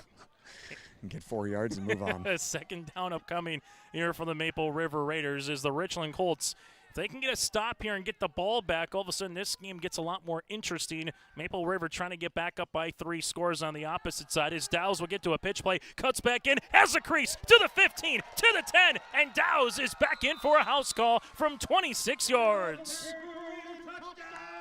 That was their classic 9-man play. You get everybody flowing one direction, you find the cutback lane, and then you go. But one thing, if I could, McCoy Bierke, sophomore quarterback, hasn't played a lot. He did a really good job of making sure that Trent Warren, who went in motion, reset, sat there for a second, and then snapped it. It's too often young quarterbacks toss it, or they'll snap it way too early, and they'll get that illegal motion, and then you can't even run the play. The cannon has been busy tonight here in Hope at 24-6 with 8:38 left to play in this first half as Dow's has his second rushing touchdown. 2-point conversion. Bierke going outside of the aforementioned downs. It's going to be intercepted as this one will be coming by Owen Saylor, who will help out Dow's as Dow's was trying to make an ankle tackle the other way, but that ball is dead on the 2-point. But we have a new score here in the first half, 24-6, midway through quarter number 2. Maple Valley Parents is a nonprofit organization whose main purpose is to promote, encourage, and support the Maple Valley students, teachers, and staff. MVP strives to strengthen and enhance the educational and social environment of the Maple Valley School District by providing opportunities for students, teachers, and parents to learn, socialize, communicate, and grow together. MVP Group welcomes anyone to join them in their mission. If you'd like to get involved or see upcoming events, check out the Maple Valley Parents Facebook page. High school football here today on YourLiveEvent.com. Chase Miller, Nathan Hoots, and Chase Peterson with you here. In a drive that took 2 minutes and about 40 seconds off the clock here. That goes 49 yards, capped off by a Dow's 26-yard rushing touchdown. And so far, Dow's with 6 carries, 93 yards, and 2 scores, making an early Enbridge Energy player of the game potential performance here. But also, Hoots, you and I were talking off air, just a lot of really good blocks, whether it's been from the lineman to the fullback to a wide receiver there, just to kind of open up some different avenues there for Dow's to pick. And then once he put that foot in the ground, he was able to get in the end zone. If you're gonna be a run-first offense, it cannot be we just have an offensive line that blocks. You have to. Everybody has to embrace it. Whether you play a wing-back position, fullback, running back, quarterback, tight end, receiver, everybody's got to be willing to put their bodies on the line. As we'll put this one on the tee at the 40, end-over-end kick that'll come towards you, Hoots, and that'll be out of bounds, and we'll see our first flag of the night. Brent Engelbretson has been quiet here for the White Hat outside of a timeout, and we'll see if it's a re-kick or if they will take the ball. You know my rule. You would re-kick it. Always You would take the 5 yards and say, do it again. Do it again. And that's exactly what they're going to do. So first penalty of the night will go against the Raiders. This will be 5 yards. They'll kick it off at the 35, and it'll be another. Why is that, Hoots, for those that maybe are tuning in for the first time on a broadcast here with yourself on the sidelines, that you elect to re-kick? What would you consider to be good starting field position in 9-man football? I would say about close to the 40. Yeah, sure. Right? So you're getting the ball at the 35-yard line. That's not great. So make them kick it again, and you're guaranteed to get better in the 40-yard line because you can't kick it over their head. I mean, you're already standing on the 25. All you got to do is walk it up to the 40. So here's the kick. That'll go end over end. Is picking this one up at the 35-yard line is Keeble. Keeble at the 40. Keeble gets the 45. And to your point, you get 10 extra yards of real estate here. And it'll be 1st and 10 for Richland. With the opportunity to potentially break one. Have we seen a big play in special teams yet tonight? I think we have. So, yeah, to me, it's always, hey, and you know what? Your guys jogged back 10 or 12 yards. They sprinted 40 yards, and then they got to jog back and go do it again. I give the advantage to the team that did not just have to do a wind sprint. As the Richland Colts here take a look at the clock, see where they're at on the field. Obviously, Bame and Bido have kind of been 1-2 combinations, but don't forget about Saylor. Also, all 3 of those guys are just juniors here, so give them another year to grow and develop and what they could possibly be next season as well here for the Richland Colts. Pistol formation, low snap. Klein will pick this one up. Still has time. Fires across the middle. Incomplete. The intended receiver was Keeble. I thought Klein did a really nice job. Also, Maple River, a little spy action there, Hoots, on the way by number 3 with Ian Lark with kind of where Klein was right there. Yeah, he kind of moved from his defensive line or a defensive end position, and he's kind of slid around. He played a little at the nose earlier. They're not really rushing with reckless abandon at the quarterback here. It's very much a controlled, let's keep him in the pocket and force him to beat us inside of the pocket rather than with his legs outside of it. Two wide receivers, one near sideline. Bush to the near sideline here for the Richland Colts. Handoff Bido right up the main street. Bido to the 45, to the 50, makes a cut back to the 45 into Maple River territory. Nice cutback that got him about an extra 7 yards for a first down, and it's a Richland Colts 11-yard rush. Yeah, that was a very patient run right there. He kind of hopped a couple times. He was doing the cha-cha slide there in the backfield, little 2 hops to the left, and then found his angle and then sprinted through it. And big play. The only thing he's missing is everybody clap your hands. Well, I think there were plenty on the sideline that were doing that. First down and 10 here for the Richland Colts, but between Bido and Bame, it's not necessarily thunder and lightning. It's thunder and more thunder coming at you, and if they make a man miss, they do get some speed to try to get to that second level. First and 10 at the near hash here with Fife, the 6'1 senior, with a clean snap to Klein. Klein looking, Klein firing. This is going to be caught at the 26-yard line. A good throw for Saylor. It's a gain of 17, and he had all day to throw. Yeah, you wonder if that's going to change here. They're going to notice that he's very comfortable when, they're blocking 4 on 3. Right now the Raiders are bringing 3, and they're pass protecting with 4. And if they're not able to get home, you wonder if they're going to start to bring a little bit of pressure rather than sitting in coverage, because he's kind of picking them apart when he's got time. First down here for the Richland Colts as they will take it, just knocking on the door of the red zone here of Maple River. Twins left, twins right in the gun. They will rush 4. Klein motioning to the right-hand side, and will get this ball away. They ran a little stunt there, Hoots, able to get Klein out of the pocket. Yeah, and then they did not show pressure, but they brought pressure. That's really important in high school. If you show pressure too early, more often than not, high school teams are going to be able to adjust and pick it up. But it was, he kind of just snuck up to within 3 yards and then timed the snap perfectly and came at full speed. I liked bringing pressure off the quarterback's right side, because a quarterback naturally, when they drop back, they want to run out to their dominant hand. So, look to see maybe if they bring some pressure the opposite way, see what he does when he has to roll to his left. Second down upcoming. There'll be trips to the left, one to the right-handed side, as you'll see Bame in the backfield. Klein looking, Klein trying to get away from Ticky, does. Klein picks up a block, rolls near sideline, flips, fires, throws. Oh, what a catch at the 9-yard line and taken down at the 8. Oh, what a play by the sophomore Keeble. I think they had a couple different opportunities there. As a Viking fan, I watched that game on Monday night against the Bears, and Caleb Williams was as slippery as I've ever seen a quarterback in the pocket. And this guy, he is making the first guy miss every time they get around his waist or below. As Keeble with his 5th catch of the season, and a fine time to come up here for a first and goal opportunity. Ball beat to the left-handed side, as they'll have 2 in the backfield, Bido, and with him the fullback of Bame.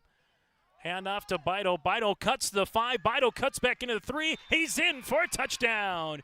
It's a 9-yard score here for Bido, and he's in for a house goal.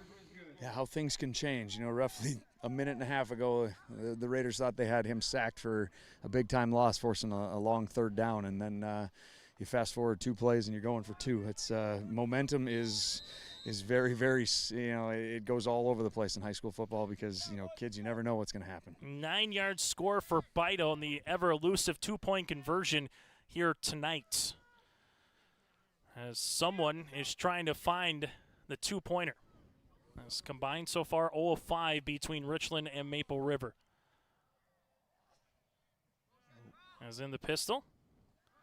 This one will be a fake on the orbit motion, and a play that just took a while to develop. Owen Ticky able to bring down Carson Klein. But a new score as Maple River up by 12 on the Richland Colts. 6:31 left here in the first half. The Maple Valley School District is engaging students in a world-class education, preparing them for lifelong success. Maple Valley serves the surrounding communities of Buffalo, Fingal, Oriska, and Tower City with a great student-to-teacher ratio per class. For more information, go online to myraiders.org. That's myraiders.org. The Maple Valley School District wishes the best to the Raiders coaches and athletes this season. Go Raiders! We always say we're a one-stop shop. North Star Ag is a full-service shoreline machinery dealership, so we have the 3 departments: sales, service, parts, fully staffed, have full inventory of all the parts and whole goods needed. We really value the service and the support that any traditional dealership would give you, but we specialize in short lines. You can give us a call at 701-361-4790 or visit our website at northstar-ag.com. High school football here tonight on yourliveevent.com for the Richland Colts. They were able to have back-to-back drives of a touchdown, as that last one took exactly 2 minutes off the clock, 56 yards, capped off by a Bido 9-yard rushing touchdown. And so far, it's been a punt, touchdown for Richland, and 4 possessions and 4 scores here for Maple River. Which defense is going to come up and make a stand will be the question. In terms of turnover on downs, maybe you get a pick. Richland again gets the ball to start the second half as the Colts put this one on the tee. This will go end over into the 30-yard line under Dow's. Dow's will pick it up at the 19, trying to get to the far side. Here comes a flag. Oh, what a toss by Engelbretson. Give him a javelin. Let him toss that. There's a couple of flags coming about the 30-yard line. That was a 24-yard toss of a flag. That was impressive. Also unable to get the ball at the 30 there by Dowser, rolled by him past the 20, and then he's trying to go far, and that's kind of where you probably get a block in the back, if you will. And this will be the first time tonight that Maple River will not start in Richland territory. Yeah, they're gonna end up starting inside their own 15 here. So the play was dead at about the 14. So you got an illegal block. That'll be declined, and then you'll have a personal foul. Unnecessary roughness on Maple River. So that's what you'll take. You'll take half a distance to the goal. Yep. So you go to about the 7.5-yard line, if you will. Maple River, their second penalty now for 13 yards. So all of a sudden, if you're Richland Hoots, this is your time to get off the field defensively. And if you're Maple River, just at least looking for maybe 1 to 2 first downs here to at least 1, kill some clock, but 2, try, if you do have to punt, not punt in your own end zone. Correct, yeah, you want to try to get a first down at a minimum here. As you'll see, Maple River come out with an I formation. Handoff goes to Dow's. Dow's puts the pile forward to about the 9. A handful of Colts in on the tackle from the far side of the field as Fife will come in on the low side, and he'll bring up the tackle. It's a gain of about 1. Yeah, you're probably looking at your playbook and finding your 4 or your 3 safest plays. You're probably not tossing it, not doing any type of a jet motion handoff. Everything's probably going to be pretty straightforward. You don't want any type of ball handling issues. 2nd down and 9 upcoming here for the Maple River Raiders. So far in this game, McCoy Bierke, he's 2 for 4 for 37 yards and a touchdown. Leading rusher again is Dow's for 94 yards. 2nd down upcoming as they will have one wide receiver. That's Warren to the outside as you'll see this one going under center. I formation, Warren going left to right across the formation. Pitch play. This will be a lead pitch to Dow's at the 10. Dow's to 15, and Dow's gets tackled at the 20-yard line. It's a first down on the play. Good tackle for Saylor, it looked like, but regardless, it will be a first down and a gain of 10. Yeah, you got to put your trust in guys, and you trust your sophomore quarterback, make a good toss, and that everything's going to go well, and you blocked it up, and now you got exactly what you needed. You are out of the shadow of your end zone. I'm going to call that the Belke bobsled, because Belke that was bobsled. Warren on a motion. Yep. And it essentially is, as he did with Silling last year under center, where he took a step back and like a quarterback power, very similar just with the pitch play there. Get as many guys in front of the ball carrier as possible and see what happens. First down and 10 upcoming I formation yet again. Fullback dive. This one goes to Anderson. Anderson gets to about the 25-yard line. A good rush on the way there by Anderson. Coming in on the tackle will be Eland. It is a gain of 5. You don't see too many, that's a 31 or a 32 dive. I can't tell which side he went to, but not too often do you see the fullback putting his foot in the ground and juking and trying to make guys miss within, a foot of the original line of scrimmage. Usually you see fullbacks just going straight downhill and running over the first guy they see. On the City of Hope scoreboard, just about 4:30 left to play in the opening half. Maple River with all 3 timeouts. But right now, just looking to consistently get 5 to 6 yards, try to get another first down, and then maybe open up the playbook a little bit here against this Richland Colts defense. This one will go to the outside to Warren. Warren breaks a tackle, but eventually Richland able to fly there, and Warren somehow does get a yard on the misdirection play. As Boehm was there, he was not fooled, and if Boehm wasn't there, Warren had some grass in front of him. Yeah, and I think you can give the extra couple of yards to the assist to Gabe Burtson. He kind of gave him a bit of a shoulder bump and then gave him a big old push in the back to try to get back to the line of scrimmage. It could have been disaster for either team the way it was designed, because that's kind of a boomer bust type of play, and ended up just kind of being neutral. As right now, this is a must get off the field if you're a Richland Colt fan. You can try to get the ball back and see if you can bookend the half with a touchdown. Then you get the ball to start the second half. Maple River will go into that wishbone formation. Handoff goes to Dowse. He's got room the first and some to the 40. Dowse will come to the 50 and run right underneath us. He still stays in at the 35 as Dowse with a healthy run to the 33-yard line. That was the classic counter out of that formation right there, and this time Ticky found someone when he pulled.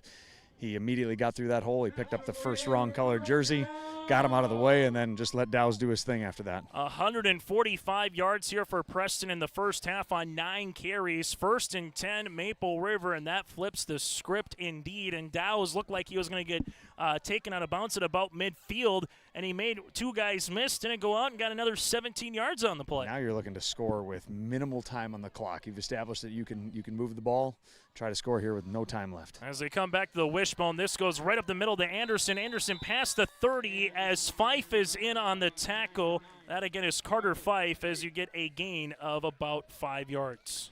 I love the sense of calm over here. It's, there's no rush. We're not trying to sprint up to the line of scrimmage. It's a calm jog over. Belky's having a conversation. It's like there's no stress, plenty of time, run the ball. Especially when you got 3 timeouts here, you can gladly take Absolutely. 5-6 yards, Yep. call a timeout. You don't have to throw the ball if you feel like you can get that positive movement on the line hoots. Yep, and you walk up to the line of scrimmage, you don't like the look you have, you can certainly call one and take it as well. Wishbone again.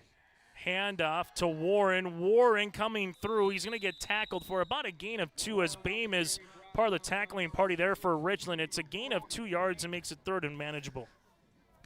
Maybe try to sneak somebody out in the flat here. You'd like to see the clock keep running, but maybe Bierke rolling out to his right and getting a kind of a flood zone look that they've ran a couple times out to the right. This could be one, too, where you can always use the heart count. Get a free 5 yards. If not, maybe call a timeout if you elect, to your point, Hoots, if you don't like the formation. One wide receiver will be worn to the outside. They will come into a I formation. Everything has pretty much been under center, wishbone, and I for the majority of this drive so far. Fullback dive to Anderson, who's got a crease. Anderson with a stiff arm to the 20. Anderson to the 15. Anderson gets hog-tied down at the 14-yard line. It's a gain of 12. Are you familiar with the Angry Run segment on NFL Network, Chase? Mm-hmm. That was a double stiff arm. As soon as he got the first guy off of him, it's like, how quickly can I get the second guy? He threw 2 young men down to the ground and fought and fought and fought. Now they're in a great position to try to put this 3 scores. As you see it now with just over a minute on the clock. And all 3 timeouts, you can still run the ball, call a timeout after this. Maybe you take a shot now on 1st down with how you've been running. See if you see a play action here, or if you give it to good old number 5 one more time.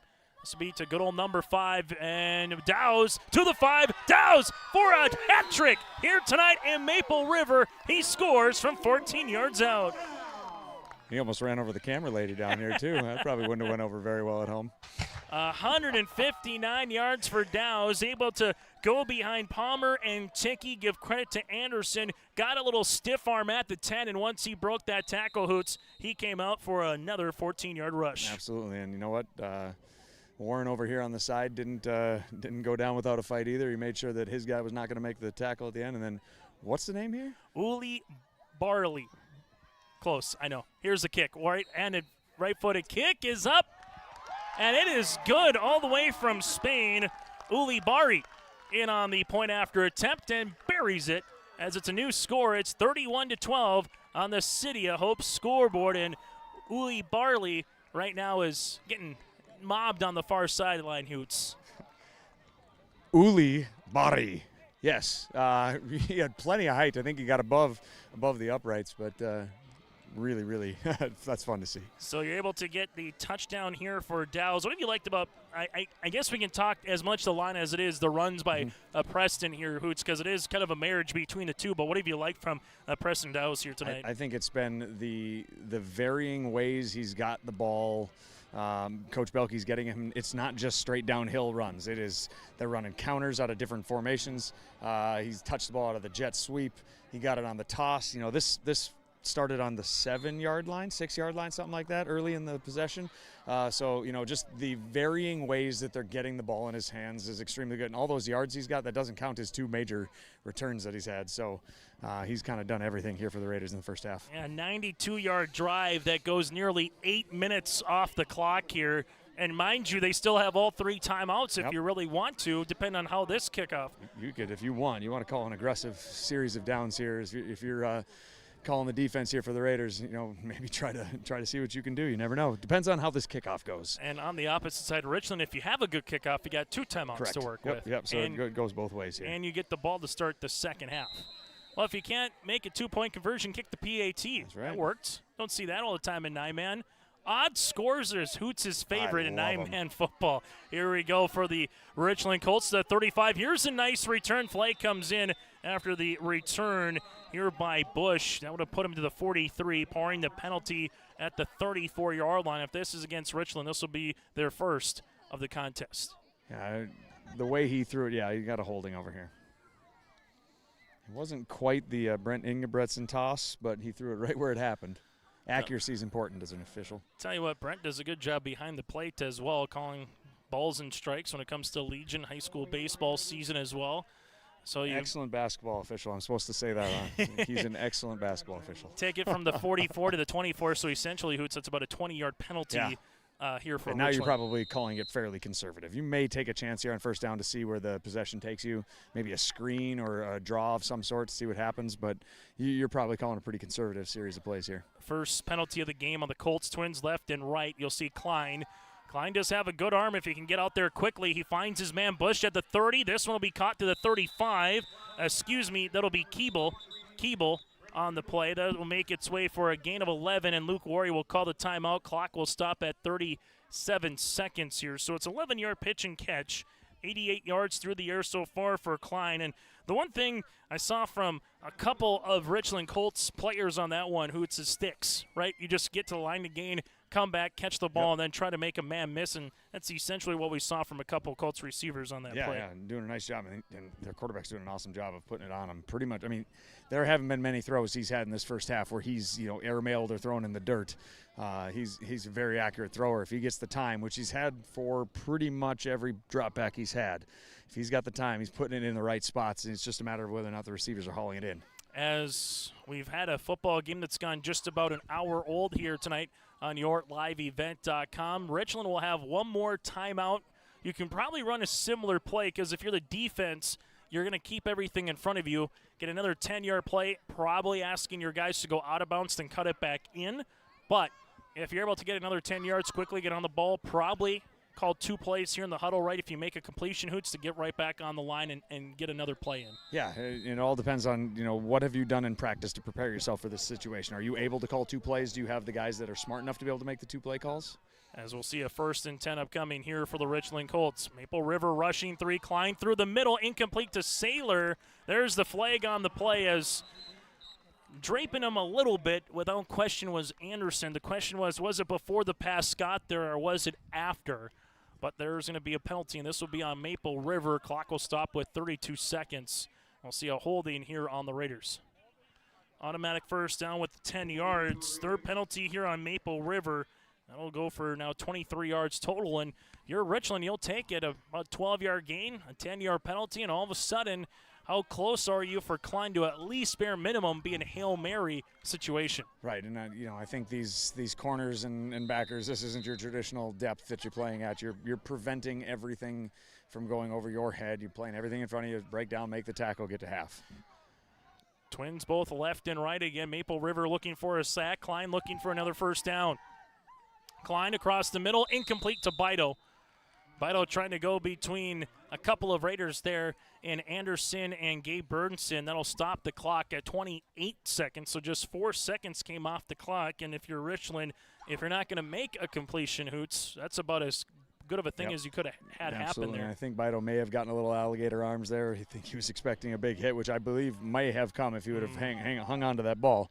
So it might have been a little self-preservation But, when you go trips 3x1 here, you're looking for a 1x1 or one-on-one matchup, and they have it over here. Richland will go trips to the near sideline, one to the left-handed side. This will be fired, caught by Saylor at the 40. Saylor makes a man miss for a second at the 35 as he gets taken down for a gain of 20. Time on the clock with 20 seconds left remaining here on the City of Hope scoreboard in this first half of play. Well, now punt the Hail Mary situation. You got another good player to here to possibly go for the end zone now. Get 10, 15 yards. What's the play call at the 35? Yeah, I think if your coach is taking a timeout in that situation right there, you probably don't trust your team to get up and snap it and spike it. So you're probably not throwing the ball over the middle of the field here. Maybe once if you feel a little lucky, but I'm guessing if you don't save your timeout and get up and spike it in that situation right there, you're probably throwing to the sideline now. Saylor 3 catches for 51 yards. Carson Klein so far here in this game is 7 of 11 for 108 yards through the air, also with a touchdown. He came in with good numbers, Suits, 38 of 60 here on the season for 598, 6 touchdowns and 6 interceptions. But when he's got time, he can throw a good ball. Yeah, he definitely can. Like I said, the only one that he's misthrown was one where he got hit with pressure, and I think he was probably trying to throw it away, and he threw a moon ball. Besides that, he has been extremely efficient, and he's kind of punishing the Raiders for rushing 3 and dropping 6. Maybe manufacture some pressure here and get him back on his heels. We'll see if Maple River does bring that pressure on the opposite side. Can Richland look for something on the sideline, get out of bounds here, or will they go for the home run ball here at the 35. 20 seconds remaining in half number 1 in North Dakota 9-man football. Klein rolling near side. Klein steps up, fires, throws. Incomplete to Saylor at the 20-yard line as it hit the ground. He had it for a moment. Ball will be incomplete. Would have been a gain of 15. Bringing some pressure there was Ticky at the end. They got to him just in time to force him to get the ball out, but Klein hit Saylor on the numbers. Yeah, they kind of ran an odd stunt. They rushed Ticky up the field, and then he came back inside. And as soon as the quarterback rolled out to the right, the outside backer was sitting there waiting for him, going, no chance. You're not getting outside of me. Forced him to make a throw. It was a good throw, but an even better play on the ball by Preston Dow's, knocking that out. Probably got at least 2 good plays here for the end zone. Unless you're looking for a 10-yard out, get out of bounds, then maybe. And they're giving it to him. Maybe then you can get 2 if you can do it quickly. As like you said, Hoots, they're giving him that 10, 15 yards here. Klein will throw. This will go down the middle. Caught by Saylor at the 15. Saylor gets taken down there for a gain of 20. Clock will stop at 7 seconds. These Chains guys got to get moving. As the ball will be at the 15-yard line. Richland looking to got to wait for the Chains to set. Have the quick spike, but now again, get it for free. The Chains, as you said, weren't ready, so you'll get the reset here. As Brent Engelbretson will wind the clock now. And there it is. So you couldn't have drawn it up really any better if you're Richland. You get half of what you needed, and now you'll have one play unless there's a defensive penalty to try to throw it in the end zone here, Hoots. Yeah, he throws lasers every time the ball comes out of his hands, and he's got receivers that are running open. They're doing a very disciplined job of running underneath the coverage, and they're not trying to force anything deep because the Raiders aren't allowing it. Now it's only on the 16-yard line. You can run everything in your playbook here. 2 wide receivers to the left and the right. 5 seconds remaining here on our City Hope scoreboard in the first half. Raiders bring 4, and the Raiders get home. Coming with the sack will be Jonah Thompson, and that'll do it for this first half of play. A defensive stand by the Raiders right before the half. There'll be a loss of 7 on the play, but regardless, Maple River, Hoots, to your point, you bring a little pressure and they're able to get home. Yeah, that seemed like an absolute backbreaker for Richland right there, even though they get the ball coming out of half. Being able to get that stop for the Raiders right there was very, very important. 13 points in the quarter for Maple River, 12 points in the quarter for the Richland Colts. At the half, it's 31-12 Maple River. We're back with our halftime show. When we come back around the corner next, take a look at the first half numbers, out-of-town scoreboard, that and more here on YourLiveEvent.com. Visit the new Cywick Lumber and Hardware in Hillsboro. They have everything you need. Explore our large selection of quality hardware and building materials, perfect for every project. Inside, you'll find Valspar paint to brighten your home, top-of-the-line Milwaukee and DeWalt tools for every job, plus all the essentials for a successful harvest. Flashlights, glass cleaner, paper towels, scrapers, grain shovels, and more. Make your next stop Cywick Lumber and Hardware in Hillsboro.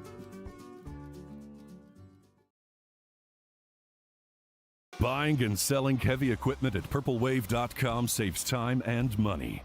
We handle all of the details, including pictures, videos, marketing, titles, and payments.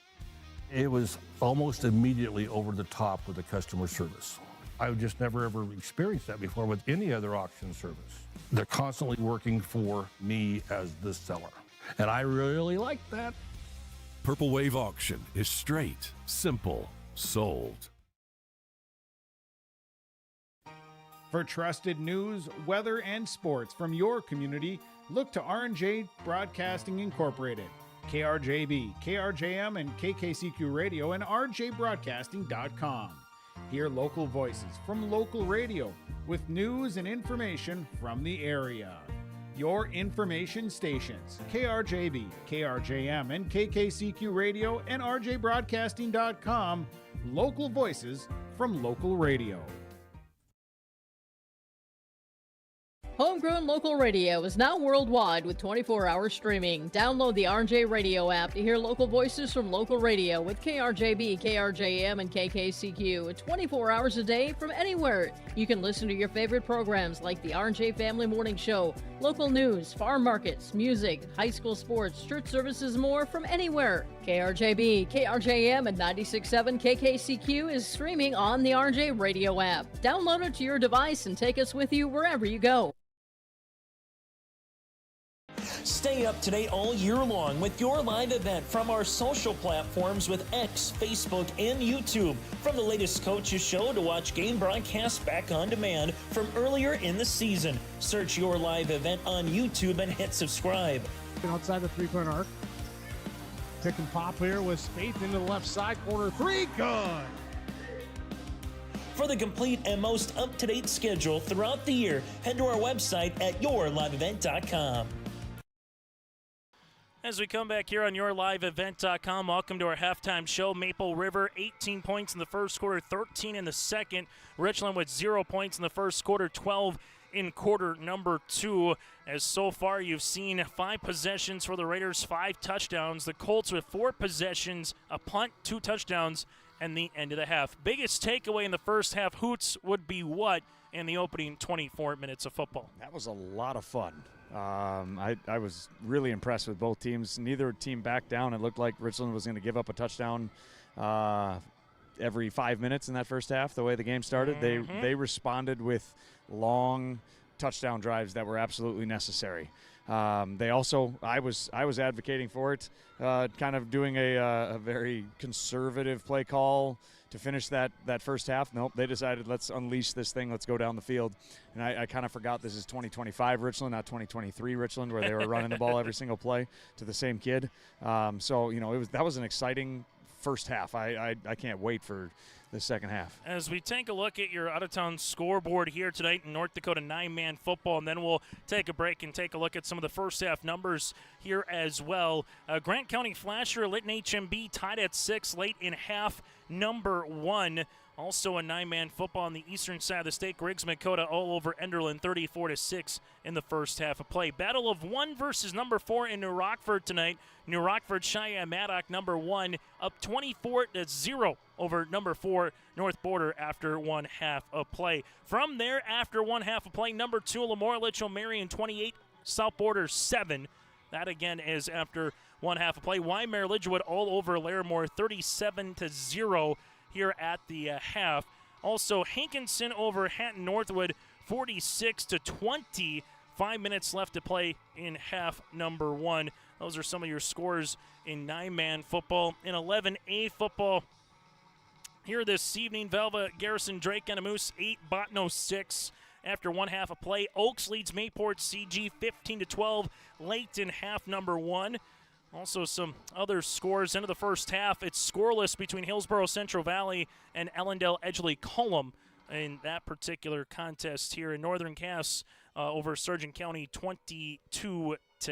And Lisbon leads Valley City at the half 6-0. Take a quick break. We're back with a look at the first half numbers and we'll return here on yourliveevent.com. Cywick Lumber and Hardware Hillsboro is completing post-frame buildings 80 by 80, 80 by 160, even 80 by 200. Need an addition or shop reskin? Cywick Lumber and Hardware has all materials. They'll complete to your customized building requests. Bifold doors, hydro doors for farm buildings, and metal sail steel for durable construction. Whether it's new, an addition, or a repair, every building project can be done with Cywick Lumber and Hardware Hillsboro. All materials, all in one place. Visit or call Cywick Lumber and Hardware Hillsboro. Fall is here, and that means harvest will ramp up quickly. How did your planter do this spring? Did you have the correct down pressure? Was your singulation spot on? Did you need row cleaners or a better closing system? This is Chris from Agassiz Precision Ag, your local precision planting dealer, and we are here to help. Discounts, 0% financing, and $50 per row rebates on most all systems will give you the tools to improve your planter pass. Give us a call at 701-636-2119 or visit planterdoc.com. Have a safe and profitable harvest. Partnership is a way of life here in the Northland. It's about pitching in to help our neighbors, making lending decisions locally, honoring long-term commitments to farmers, Main Street businesses, teams, schools, and rural communities. We're more than just a bank. We're a community partner, working constantly and diligently to enrich the lives of everyone we serve. Bank North, always true.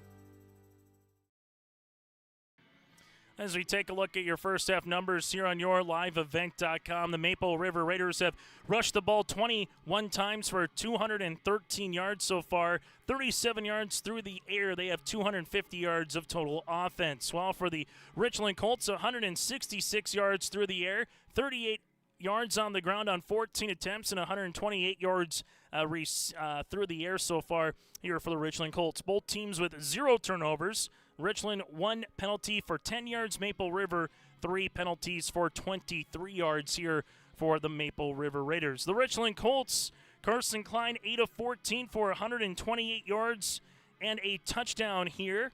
You have Bido, 5 carries for 23 yards, a 9-yard rushing score, 5 carries for 23 yards and a touchdown. You have Beam, 4 carries for 10 yards, and Klein, 5 attempts for 5 yards so far here for the Richland Colts. Receiving, Saylor, 4 catches for 71 yards.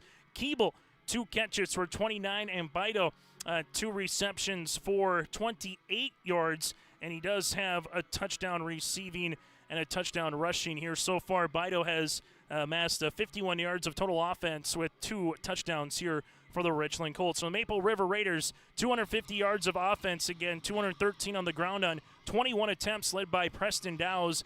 10 carries, 159 yards, and 3 scores so far here for Dowes, with rushing touchdowns of 45, 26, and 14 yards. Anderson, 6 carries for 45 yards. Warren, 4 carries for 11. Bierke, 1 carry for -4. Bierke also 2 of 4 through the air with a touchdown for 37 yards. That particular score, Warren has a catch for 21 yards and a touchdown as well. You do have Dowes, and then Anderson able to have 14 yards. After one half of play, it's the Maple River Raiders 31, the Richland Colts 12. Nathan Hoots on the sidelines joins us. Hoots, before we take a break, what's some adjustments here from a Raider and Richland Colts perspective? The old adage in coaching, the second half possession to start is the biggest one in football. And if you're Richland, you put the ball in the end zone, it's at least a 31-18. It's back to a 2-score game. If you're Maple River, you make a stop, you put a score on the board, all of a sudden you can find yourself really in control of this football game throughout. So what's the biggest takeaway or the biggest thing you're saying as a coach to either club here for this second half? Yeah, I think Maple River, first of all, offensively, you're not making any changes. You're doing exactly what you've done unless they make some type of a significant change, and just tell the guys, hey, be ready to adjust if necessary, but right now we're going to do a status quo. Defensively for the Raiders, you got to bring pressure. Every time that you allow him to their quarterback to drop back and just see coverage and not have to worry about the guys in front of him, he's completed at a very high rate. It kind of seemed like every time they brought a little bit of pressure or simulated pressure with running some type of a stunt between their tackle and end, then they were making him feel just a little uncomfortable. If you're Richland, you're probably looking to continue to run your offense the same way you did with that little 2-minute drill, even though it was like 50-second drill. I would look for them to drop back and pass 20 times here in the second half. You don't abandon the run completely, but you're down 19 with only 24 minutes left, and you haven't gotten any stops yet. So you're probably looking to huck it and chuck it. And every time that they do score, be ready with the hands team if you're Maple River, because they're going to try to manufacture extra possessions here and steal them in the second half. That is Nathan Hoots again on the sidelines. We'll take a quick break at the half. 31-12, Maple River out in front. We're back with more of the second half and we return here in Hope. Growers, prepare your fields and yields against the wet conditions for 2025 and beyond with a drain tile project from Chad's Excavating out of Mayville. Drain tiling will improve and increase your yields and land values for years to come. Chad's Excavating provides free, detailed estimates, and with over 40 years of combined success, they provide professional installation and service. Call Chad today to prepare for your future and any questions that you might have.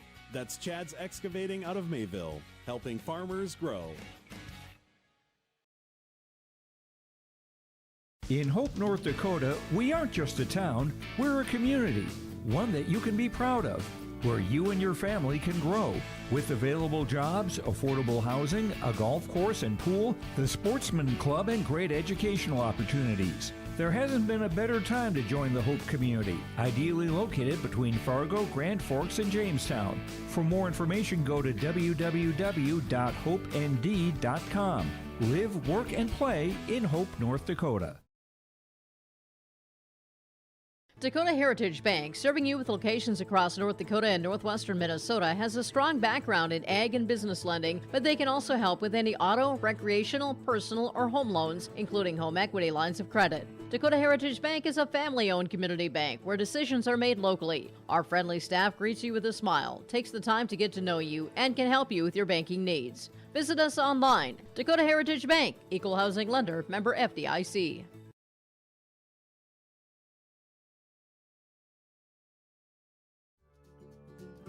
Visit the new Cywick Lumber and Hardware in Hillsboro. They have everything you need. Explore our large selection of quality hardware and building materials, perfect for every project. Inside, you'll find Valspar paint to brighten your home, top-of-the-line Milwaukee and DeWalt tools for every job, plus all the essentials for a successful harvest.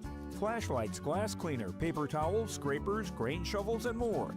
Make your next stop Cywick Lumber and Hardware in Hillsboro.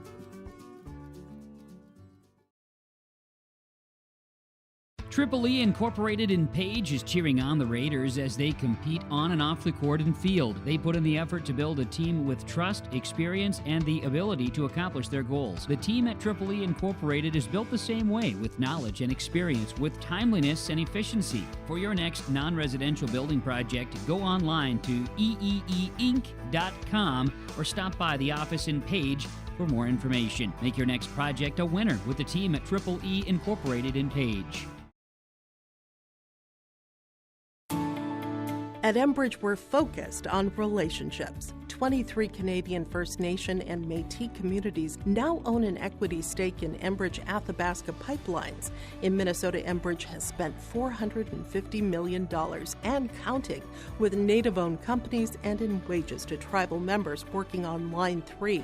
Every day brings new collaborations, partnerships, and possibilities. Learn more at Enbridge.com. On the City of Hope scoreboard, work and play in Hope, North Dakota. From job listings to housing options, you can search Hope ND. That's HopeND.com. Chase Miller, Nathan Hoots, and Chase Peterson on a Friday night. It's a 2-on-1, two Chases versus one Nathan. Who's going to win? I got no shot. Okay, there we go. As the ball will be especially at the the way Chase throws a baseball up there. I don't know which one throws it better, but Peterson throws it pretty well. He does. I can catch. Okay, perfect. The ball will be at the 40-yard line here to open things up in the second half as – again, for the Richland Colts, looking for a little shot in the arm. Very much within this particular game, you put something in the end zone here, you get a 2-point conversion. All of a sudden, it's an 11-point contest. Make a stop, and anything can happen. On the opposite side for the Raiders, your one turnover, one punt, put the ball in the end zone from trying to maybe put this game out of reach early in the third quarter. Putting the ball on the tee for the Raiders will be Charlie McCullough. McCullough with the right-footed kick. That'll be off the side of his foot. as Richland will able to pick it up at about the 46-yard line. And Johnny on the spot on the far side. Here will be Connor Klein, the sophomore. That's a tough play there by Klein Hoots to, number one, field it, and number two, make sure it doesn't go out of your hands with that weird spin. Yeah, the way the ball came off the tee there, that was a great job of not letting that ball hit the ground, because it could have just as easily came right back to the Raiders the way that thing was spinning. So great job of fielding the ball in the air. Number one rule, returning kicks. Best starting field position of the game here for the Raiders. Ball will be at the far hash, twins to the right, one in the near sideline here for the Colts. As you see Klein, the center, in the quarterback position. He will hand this one off to Bido. Bido breaks to the boundary, gets to 50, makes a cut at the 45, and Bido is going to get tackled by a wholesale of Raiders for a gain of 11 to about 12 yards. And once he makes a cut, Bido becomes very dangerous to tackle. Yeah, he absolutely does. They did a great job of solidifying the edge first, and then he made one cut straight downhill, and then, just made the first guy. When he ran the guy over, he was heading toward his end zone. You love seeing that from a running back. You're not getting driven backwards. You're going towards your end zone. First down and 10 here upcoming for the Richland Colts. Ball at the 43-yard line. Tripston near side, one to the right, as Klein in the pistol. Has some time, will step up. Klein looking to evade a sack, but unable to do so. Ian Lark, the sophomore, for a sack of 5. That was a great pass rush move right there by Ian Lark. Did a great job of extending his arm, creating some space to get that lineman's hands off of him, and then swam right underneath. Took a bit of a chance coming inside, but when you got some good backers behind you, you can take those chances every once in a while, and made a great move and then hung on for dear life. That's the first time I believe he's been taken down on first contact. The one thing with Klein, when he does step up, if he's not going right away, that's kind of when he gets sacked here, when you kind of have Maple River having that defensive lineman who's coming in on the backside.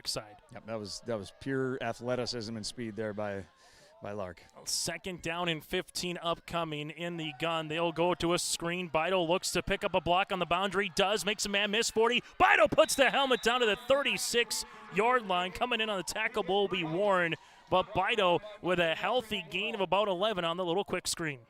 I was kind of watching the activity on the backside over here. Lark got the best of the tackle on the previous play, but the second time he got his hands all over Lark, and he had no chance. He just kind of absorbed him, and thankfully for Lark, they were throwing it the opposite direction, but he kind of got his revenge on that play. 3 receptions, 39 yards, and a touchdown there for Bido. What made it a 2nd and 15 brings up a 3rd and very manageable here, about 4.5 for the Richland Colts. Trips left, one to the trips right, one to the left-handed side is Bush.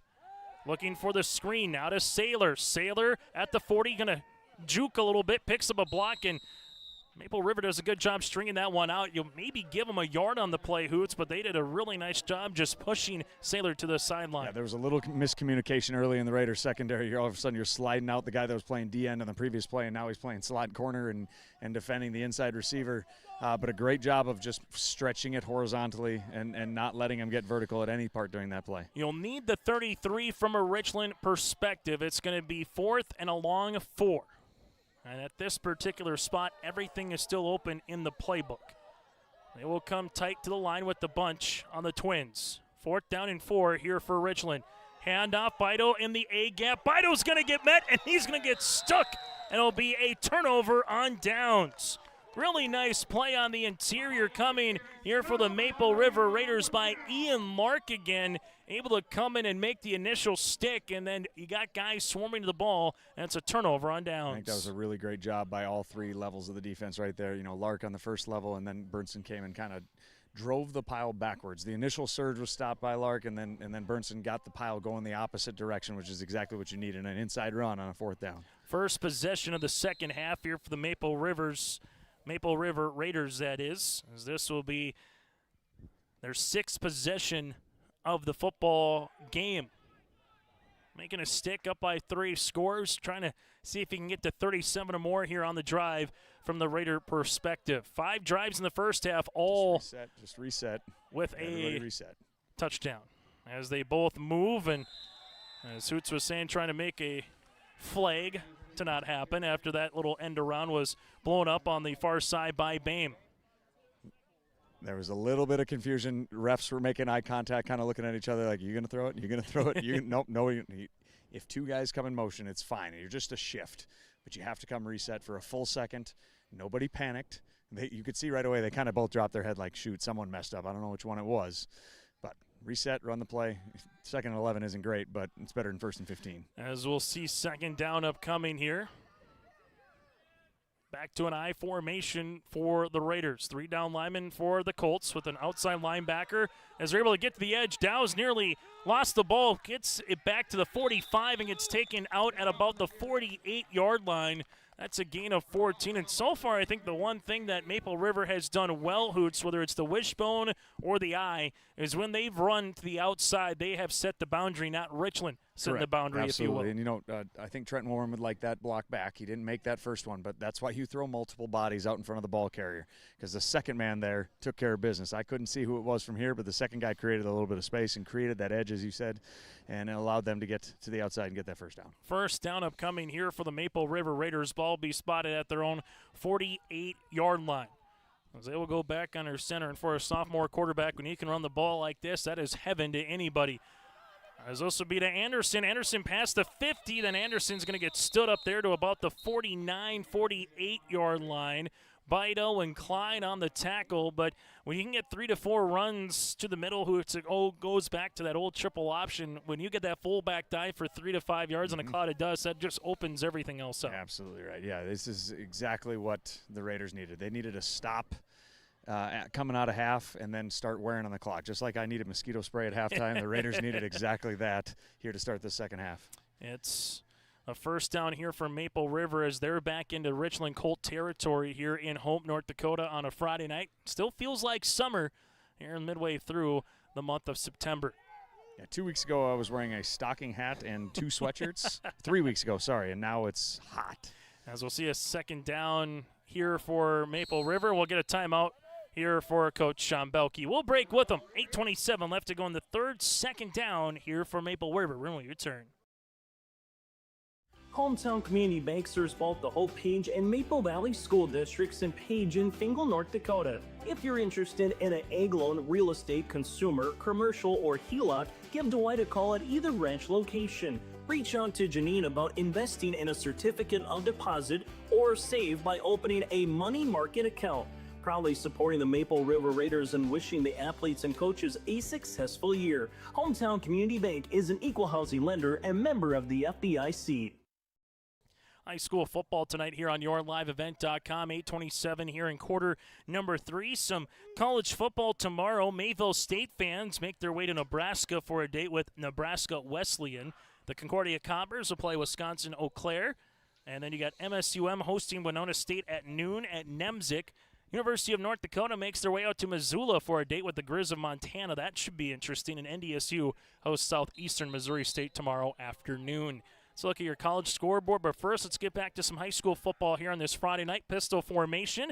This would be a little end around to Warren. Warren's got a crease to the 40. He could go to the 20, and Warren is gone. Touchdown, Maple River of 49 yards.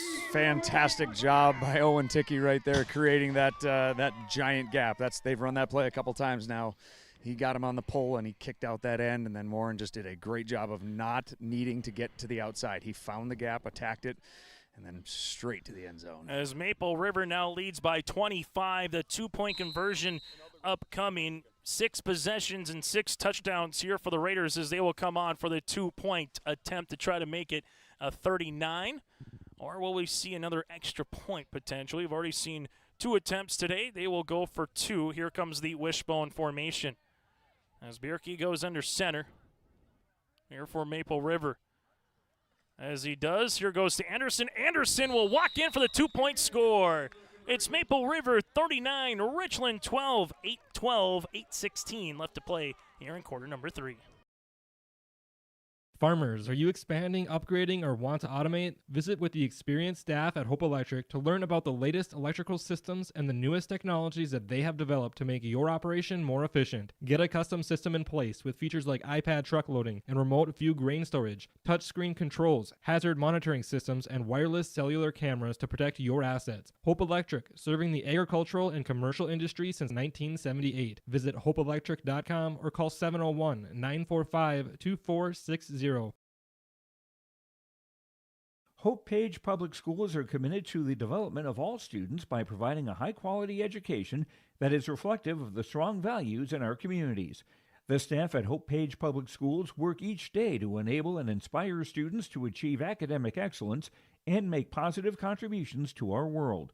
Learn more about Hope Page Public Schools by visiting hopepage.k12.nd.us. We are Hope Page, and we will change the world. Back here on YourLiveEvent.com, taking a look at the touchdown drive, 1 minute and 31 seconds. Able to go 64 yards, capped off by a rushing touchdown of 49 by Trent Warren. 2-point conversion by Anderson.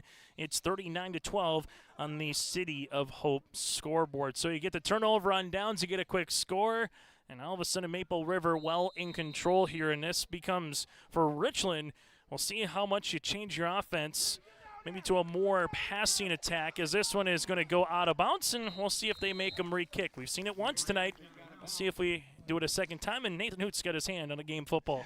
I thought about turning and running, but I would have had to return the microphone at some point, so gave it back. I think we're going to do it again. They will make them re-kick. You did it the first time in the first half. Why not do it again here in the second half? Fourth penalty for 28 yards here for Maple River this evening, as Bierke will put the ball back on the tee. The Raiders have scored at least in every quarter so far, 18 in the first, 13 in the second, and 8 so far here in quarter number 3. We actually do have a new place kicker if you'd like to announce his name. It's Onder. Oh, here we go. Uli Bari will be coming on to kick. Under 28, yes. As this will be at the 35-yard line, as he will come on with the right-footed end-over-end kick. Nice end-over-end kick that goes to the 31-yard line, as Bush will pick it up to the 40 and make his way to about the 43. So similar to the first half, you get about 10 extra yards, making him re-kick again, and that's where the Richland Colts will start here in this third quarter. That was a nice high end-over-end kick, though. That was really well done. That gave your returners some time, a little hang time here, yeah, Boots. That's fun to see. It's not the squibber going on its side and spinning all over the place. Give him a couple extra chances to just keep kicking on a tee. I did talk to Coach Belke. He said they had not tried a live extra point yet in practice, and that was Thursday, so maybe they got some reps in yesterday, but that's pretty cool. As Richland right now, again, down 39-12 with 8:10 remaining here in the third quarter. Time not on their side. How quickly will they go? They will hand this one off to Bido. This will help. Bido able to make a tackle. Good job on the outside by Maple River, and Trent Warren not allowing him to get past and get to the near side, forces him to make the cutback, but it's still a first down. But that could have went for a lot more if Warren Hoots didn't make him change direction back towards the hash. Yeah, and it's a lot of times in nine-man football, it's not the guy that gets the tackle. It's the guy that assists him, leads him into that tackle by just simply doing his job. So often I had to tell my DNs, you're not going to lead the team in sacks. You're not going to lead the team in tackles, but you're going to lead the team in making the right play and letting everybody else do their job and get the stats. As you'll see it back to a pistol formation here with Klein. Klein will hand this one off to Bido yet again, and Bido's going to get tackled at the 44-yard line. Good job on the way here for Maple River, and Jonah Thompson, he just came in off the edge shoots for the 6'4 senior and brought him down. He crashed really hard. He identified inside run, immediately bailed on his responsibilities as the force edge guy, and just sprinted down the line and made the play. Those are the Richland Colts right now. A couple of runs on the way. Klein so far, 2 of 2 in the second half for 12 yards. He has 140 yards and 1 touchdown through the air here for Richland, as the Colts trying to get something positive going here offensively in quarter number 3.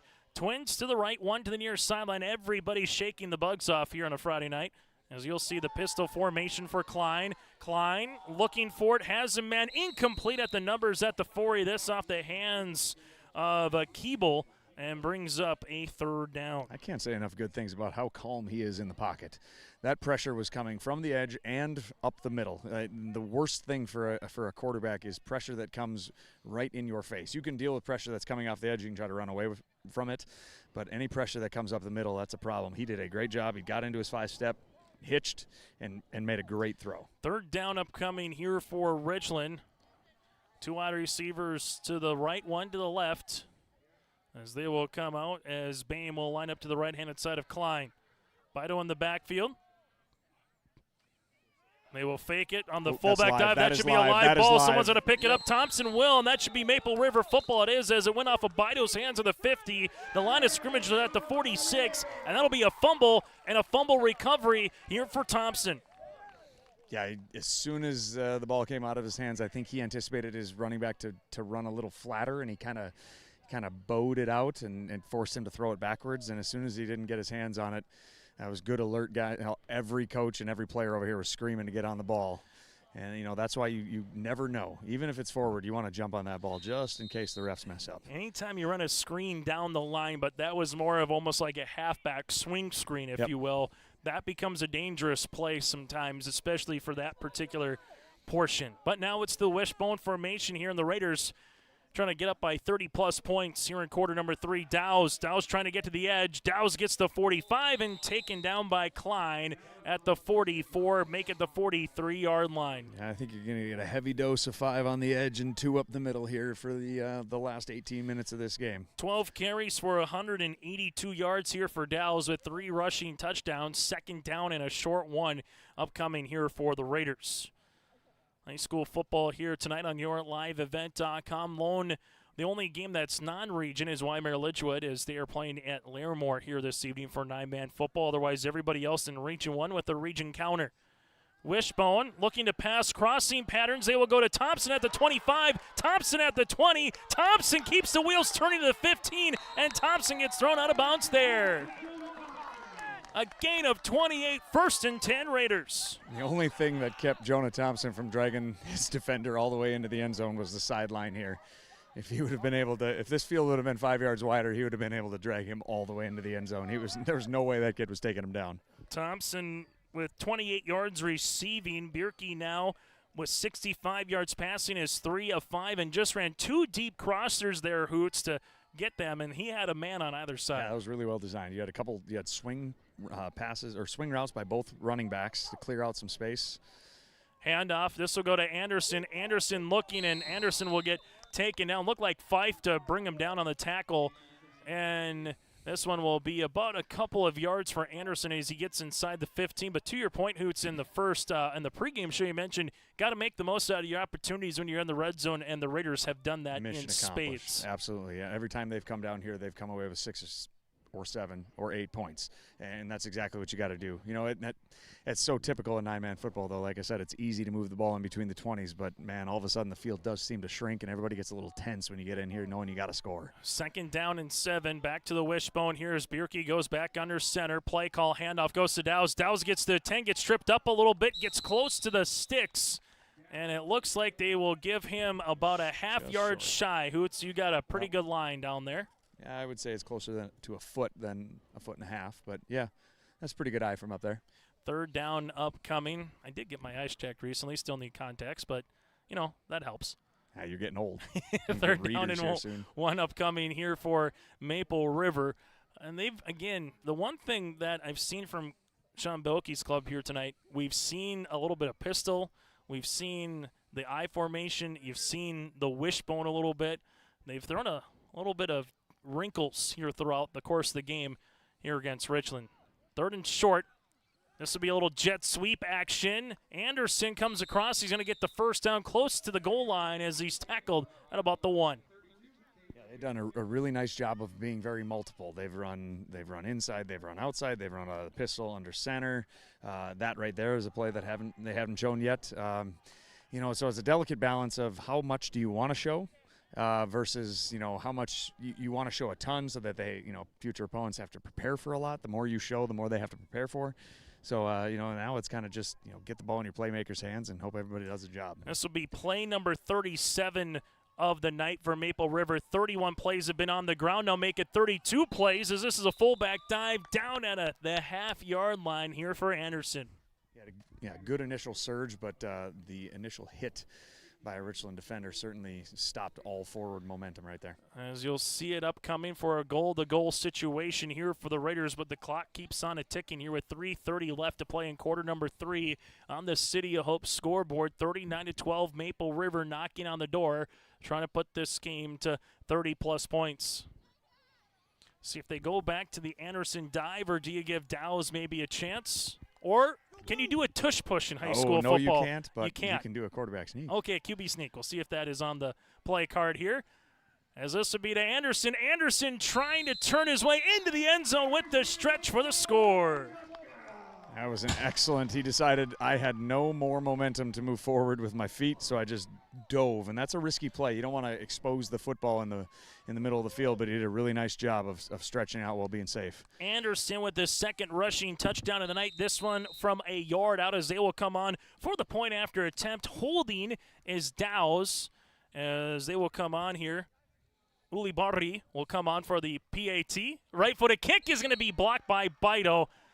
And that's how we'll end this particular drive. But the point after attempt here is 1 of 3 so far on the night for the Raiders. 45-12, new score on the City of Hope scoreboard in the third. Oh, jeez. That's a lot of water. No, no, no, no, no! Jeez Louise! This system is packing 70-mile-per-hour winds, golf ball size hail, and a fast drop in temperature. Oh, jeez. Dave and Cheryl's kitchen started on fire. Oh, jeez. Oh, geez, let's take a look. Oh, geez, moments happen. Be ready with Irie Insurance. Maple Valley Parents is a nonprofit organization whose main purpose is to promote, encourage, and support the Maple Valley students, teachers, and staff. MVP strives to strengthen and enhance the educational and social environment of the Maple Valley School District by providing opportunities for students, teachers, and parents to learn, socialize, communicate, and grow together. MVP Group welcomes anyone to join them in their mission. If you'd like to get involved or see upcoming events, check out the Maple Valley Parents Facebook page. And for Maple River, the drive capped off by Anderson, 1-yard rushing touchdown, goes 52 yards on the drive and amasses about 4 minutes and 5 seconds off the clock on the City of Hope scoreboard. Ulibarri will come on for the kickoff here, kicked at the 25-yard line, making his way for Richland, weaving, sliding into about the 40-yard line is Keeble, and that'll be at the 40 here for the Richland Colts. You know, Ulibarri did not successfully convert his extra point, but I'm guessing Coach Belke's looking at this and going, if we can get the ball to fly all the way down to the 25, 24-yard line on a regular basis. That's a weapon in nine-man football. Certainly helps, yeah. I mean, and I think the kid's obviously got a pretty strong leg. He's got to be able to keep that ball in between the numbers so it doesn't go squibbling out of bounds. He certainly will take that in nine-man. About an hour and 45 minutes here in the game as the Richland Colts will come on here. Twins to the right-handed side. One to the near sideline here for the Colts in the pistol formation. As this one will come out with Klein, handoff Bido. Bido gets the near sideline, 45-50, and Bido will make the cut. And a nice play. Again, you allow him to make a cut, Hoots, and once he puts his foot in the ground and goes north to south, he all of a sudden gets about 6-7 yards quickly. He is an excellent one-cut runner. He doesn't do a whole lot after that first cut. He gets very, very north and south, which is exactly what you want. Does a good job of identifying where that first cut is or where that first gap is, cuts through it and gets going. Averaging 6 yards per rush, 10 carries for 60 yards to lead the way here for the Colts. 2 wide receivers to the right, 1 in the near sideline. Maple River, 4 men in the box. Hard count, and they will say, yes, he did. Going through the zone is Ticky, and that'll be a penalty here on Maple River. Ticky kind of like a runner coming off the blocks in a 100-meter dash, trying to keep his momentum from not going off the blocks, but came enough through the zone to cause the penalty there. It'll be a 1st and 5. And you wonder how many times they've done that tonight. Is that the first time they've gone hard count and he's just anticipating trying to, get a jump off the ball? I'm guessing they haven't done it a ton based on his reaction. As the Colts will come out here, hand off to Bido. Bido gets the first down and some, gets the block. Hot steps a man to the 25-20, and Bido with a gain of 22. Bido looking like Randy Moss at Marshall when he leaped over an Army guy as Bido put him in the hurdles for a gain of 22. That was a very athletic run right there. He got downhill and then made a couple big-time jukes and quick sub here to try to slow down this momentum. Apropos in terms of the nickname of the Colts, he was looking like a Colt out in loose space. Ball will come to the near sideline here for Richland. Twins to the right-handed side. Pistol formation here for the senior incline yet again. Low snap, handoff to Bido, and this time Bido spins and takes a hit by Ticky. Got through one man on the far side here able to spin around, and Ticky brought the lumber. That was a real nice play. Got a couple new D tackles in. So Maple River, we got the opportunity to have 2 foreign exchange students. The first one's been kicking for us, and then we got another one here playing D tackle right now, number 14, Mika. Did a great job coming in. I think that might have been his first snap of the year, and got a disruption there in the backfield. So I got a nod from Coach Belke. So yeah, it's his first play. He's a big kid. It was. I was looking at my roster. I did not have him on my roster. So Mika again getting a little world flavor here on a Friday night in home North Dakota. Very pro-Europe here at Maple River. Second, where's the European Union? 2nd down and 7 upcoming here for Klein. Has time, steps up, looking for Bido. This one is incomplete. That was close in the end zone, looking for Bido's second receiving touchdown of the game, and that's how we'll end our third quarter. 45-12 Raiders here on your liveevent.com. The Maple Valley School District is engaging students in a world-class education, preparing them for lifelong success. Maple Valley serves the surrounding communities of Buffalo, Fingal, Oriska, and Tower City with a grade student-to-teacher ratio per class. For more information, go online to myraiders.org. That's myraiders.org. The Maple Valley School District wishes the best to the Raiders coaches and athletes this season. Go Raiders! We always say we're a one-stop shop. North Star Ag is a full-service shoreline machinery dealership, so we have the 3 departments: sales, service, parts, fully staffed, have full inventory of all the parts and whole goods needed. We really value the service and the support that any traditional dealership would give you, but we specialize in shorelines. You can give us a call at 701-361-4790 or visit our website at northstar-ag.com. Chase Miller with you up in the booth with another Chase and Peterson, and also Nathan Hoots on the sideline here. And how about Mika Miners from Germany here, Hoots, making a play there defensively? I was just getting a laugh over here with the coaches. 2 snaps and 2 pressures so far, and they rave about how strong he is, but he's never played a snap of American football until tonight. So you never really know what you have with kids like that. You just hope that they can contribute in some way, whether it's on the practice field or, if you're lucky here in a game and he's lined up at nose again. As the Richland Colts will come on the field, it is running time as it stands right now at 33 points. And we're going to get a flag on the way. False starts. Richland, that's just their second penalty of the game of 15 yards. So here's a trivia question, Hoots, for fans at home. If Richland does score and gets it under 30, then it goes back to normal time, true or false? It should continue to be no, oh, boy. See, I'm putting you on the spot. It goes back down. It is not running time again, is my understanding. Basketball continues to run. That is correct. As we go, trips to the right, one to the left, shotgun formation here for Klein. They rush for Klein, will get sacked in the backfield. A nice tandem combination of 33 of 7 and alongside 14. You had Ticky and Miners and Burnson there for a loss. I tell you what, he certainly looks the part on his first couple of snaps. He just kind of picks his guy up and moves him in whatever direction he wants. What he reminds me of is a T. Silling in terms of the frame. Sure, yeah. Or a Wyatt Silling a little bit, there you go. Yeah, I mean, the kid's strong. It's just a matter of whether you can translate it on the field when you don't know the sport that you're playing. I mean, that if you put him back in his home country, maybe he's a little bit more comfortable, but put him here, and I'm just so happy that kids like this are able to have an opportunity to contribute some way. I would put him in the goalie position if he was playing soccer, or I put him as a defender. Protecting the ball of some sort. Timeout on the play here for Richland as they want to get things situated as they're trying to sub a couple of guys. We'll take a quick 30. We're back after this and talk about our European friends when we return. Visit the new Cywick Lumber and Hardware in Hillsboro. They have everything you need. Explore our large selection of quality hardware and building materials, perfect for every project. Inside, you'll find Valspar paint to brighten your home, top-of-the-line Milwaukee and DeWalt tools for every job, plus all the essentials for a successful harvest. Flashlights, glass cleaner, paper towels, scrapers, grain shovels, and more. Make your next stop Cywick Lumber and Hardware in Hillsboro. High school football here tonight on yourliveevent.com. Speaking of kicking, we're going to see a 40-yard field goal attempt here from the Richland Colts. as Richland with the senior Klein for a 41-yard 9-man field goal. Right-footed kick is up, end over end, and that is good from 41.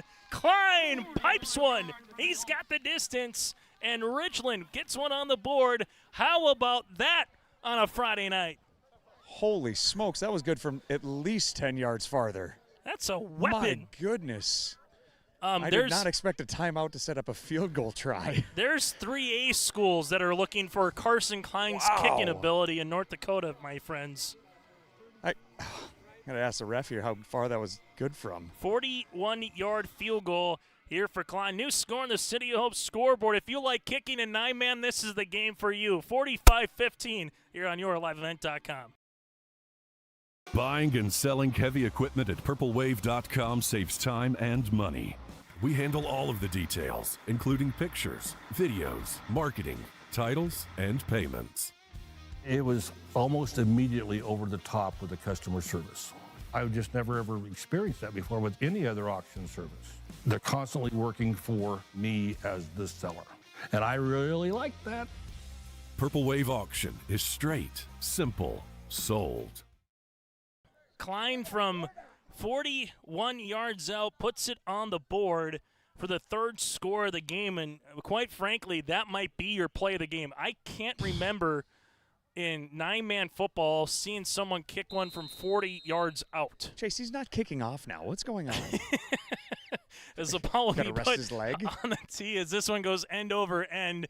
This will bounce to the 30-yard line. Dowse will pick it up there, gets to the perimeter. Dowse to 35, and we'll make our way to about the 36-yard line. I'm trying to think. No, we're being cheated. We've seen he should kick off. Emmett Kenny went to Stanford, and he hit about a 56-yard field goal. That went over the rope.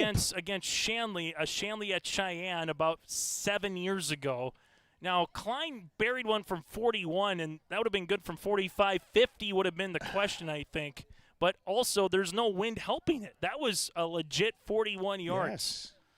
Yes. And you had to clear lots of bugs, killing the resistance of the air resistance. I don't know. I'll talk to my science teacher. I'm going to put that one in the memory bank for a long time in not even 9-man, just high school football in general.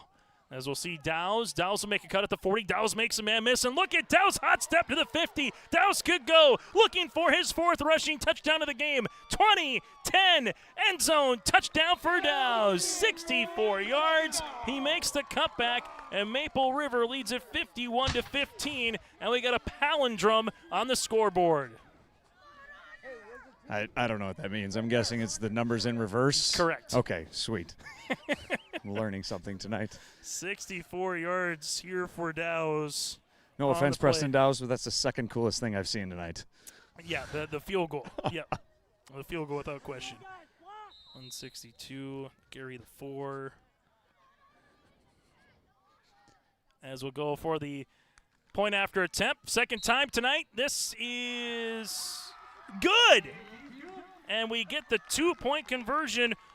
Uli Barri with the point after attempt, here for Maple River. And again, if you like kicking, this game's for you. 52-15. The only kicker is here. Hoots, it makes it an even score again because that's your second point after attempt. You're forgiven if you kick multiple extra points. I'm okay with that. But 10:05 left to play here on the City Hope scoreboard. It's a good one on yourliveevent.com. For trusted news, weather, and sports from your community, look to R&J Broadcasting Incorporated, KRJB, KRJM, and KKCQ Radio, and rjbroadcasting.com. Hear local voices from local radio with news and information from the area. Your information stations, KRJB, KRJM, and KKCQ Radio, and rjbroadcasting.com. Local voices from local radio. Homegrown local radio is now worldwide with 24-hour streaming. Download the RJ Radio app to hear local voices from local radio with KRJB, KRJM, and KKCQ 24 hours a day from anywhere. You can listen to your favorite programs like the RJ Family Morning Show, local news, farm markets, music, high school sports, church services, more from anywhere. KRJB, KRJM, and 96.7 KKCQ is streaming on the RJ Radio app. Download it to your device and take us with you wherever you go. high school football here tonight on YourLiveEvent.com as the Maple River Raiders have the lead here as they will come on for the kick, and we'll have a quick whistle. As they're taking a look, and Brent Engelbretson says, I count 10. So someone's got one extra man on the field. As they will take a look at this. So 52-14, and Brent goes, hold on, my bad. Getting late, it's the fourth quarter. The bugs are annoying, time to go home. That's what Brent's thinking. Someone throw the flag on him. We're going to be here another 30 seconds. 52-15. He didn't but even have to get his toes out. If it was 11-man, you could. Too late. As I just got warned by the ref to not say anything. After Brent Engelbretson right now can have a little laugh at himself here in the fourth quarter. As Uli Barri will come on with the kick. That will make its way to about the 22. It hit a Colt player, roll out of bounds, so a live ball as that one was able to hit Carter Olson, the freshman, and it will be Richland Colt football. But how about to have your kickers in a 9-man game? That was not on my 9-man bingo card tonight, Hoots, to have a 40-yard field goal, a couple point after attempts. And the other thing is, like you mentioned, Maple River pretty much just put in the PAT today in some capacity. Correct. Yeah, I mean, I was talking to him the other day, and I said, the hardest part, people say, oh, you got a kicker. But you also need a snapper and a holder, and those aren't easy things to do. You got to really rep that. And he said, "Oh yeah, he's kicked a ton. He's done a lot off a tee, but he's never done it in front of an O line or a D line, or had to time up his steps. A lot of things have to come in sync in order to get that 1 point after the touchdown." As Klein taking a look at a couple new players in the backfield here for Richland with Eland and also Olson. Eland, the sophomore, Olson, the freshman. High snap, ball is loose. Thompson tries to get on it, and he able to bring it up at the 12. It'll be Raider ball.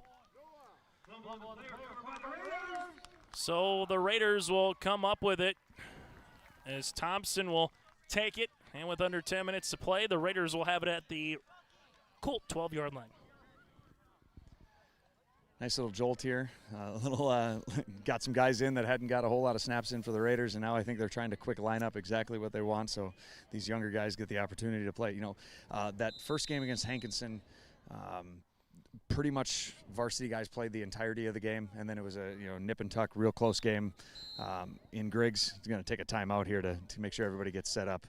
But those guys haven't gotten a ton of reps yet, so this is the time that they're going to get some of these younger guys an opportunity to get some snaps. Let's talk about it, Hoots. I mean, you look at the roster, and there isn't 30 guys as an example in 9-man football. So you're playing two ways. You might get a play or two in and out. You got about 19, 20 guys, if healthy, on the roster for both teams. So when you do get the reps for those who are normally not in the game, what can that do just for practice? What can that do just for the rest of the season when everybody gets the true chance, to play, on a Friday night? It's good for everybody's morale. Everybody gets an opportunity to play, but I talked about it a lot. My assistant coaches who coached a lot longer than I did would say, Hoots, you don't understand when they get reps on the field, that's going to make them better practice players, and better practice players are going to make our guys have to work harder during practice, and just it's going to overall, these reps is going to make they're going to make everybody better from now until the end of the year, because the confidence they're going to practice with now, knowing that they've done it under the lights in front of people, is really, really important. As we get to a first down upcoming, as the one thing is you will have a sprinkle of new players. You'll have a sprinkle of those who are still playing a little bit as a starter. As we get number 22 and 32 into the game here for the Raiders, as you'll able to see Raymond Olstead of 32, and he will get the handoff here to the 10 and make his way to about the 9 for a gain of 3. Probably going to keep it pretty vanilla here, make sure that nobody has to think too hard and they just react and play fast. That was a good job there of getting downhill and finding a nice gap. Got a real nice gap created by the offensive line of the Raiders, so hopefully they can continue to build on that. And you got Gilbalt there as well, the freshman at 5'8" at 130 pounds. Taking a look at the guys up front, Kyle Palmer still out there, the senior. Also with him on the left-handed side, able to see a Miners from Germany now playing left guard here for Maple River. Pitch play will come to the near side as this one will be trying to break out of a tackle there for Maple River was Olstead to the 10. It will be a yard on the loss as the Richland Colts and Cade Hagseth. Hagseth will come in on the tackle. And also, you finally get stuff filmed. So if these younger guys don't get a ton of reps, it's really important for you to be, as a coach, to be able to say, hey, maybe when you're reaching to get back to the line of scrimmage, that's not a great time to reach for that extra yard and expose the football. That's something that you can teach based on being able to show them on film. Here's what it looked like. Game that's 2 hours old here this evening, and hope make sure you stay tuned to our post-game show. We'll hear from the winning team, get to our final numbers, that and more. Also at quarterback now will be Noah Olstead, and then you got Raymond Olstead that he's pitching the ball to here, as this will be on the outside, and the Richland Colts able to come away with a good tackle for a loss by Bentley Keeble back to about the 16-yard line. A good job of holding on for dear life and taking them down. Now might be running out of field goal team. Let's see, do we get another field goal attempt here in 9-man? All that I know is if I'm a kicker, I like this game. As we'll have it for about a 33, maybe 34-yard attempt. 34-yard from the far hash. Ulibarri will come on for the make that the field goal attempt. Dowse again with the hold. High snap. This one will be a fire drill nearly, as will be blocked, as coming in unevaded from the far side was Carson Klein, and be a Richland Colts first down upcoming. Yeah, I think the timing is probably what they'll be able to now work on the most during practice. Time that thing up, probably shorten his approach into that kick. But like you said, that was a high snap. Everything kind of was thrown off a bit. But those are things that now you can look at and go, hey, we've done it in a game. Now we got to make sure that we spend some practice time doing that. Maybe you're doing it in pre-practice before everybody gets going, a little bit of specialist time. But you're going to have to dedicate some time now that you got a guy that can put it between the uprights. That was the first possession that did not result in a touchdown here tonight for Maple River. 52-14 with 7:50 left to play in the fourth quarter on the City of Hope scoreboard. There's a high snap. This one will be kept, and Klein is going to get wrestled down for a loss of about 2 in the backfield. Number 2, Brennan Anderson, and 21, and Aiden Hannig will come in for the tackle for a loss.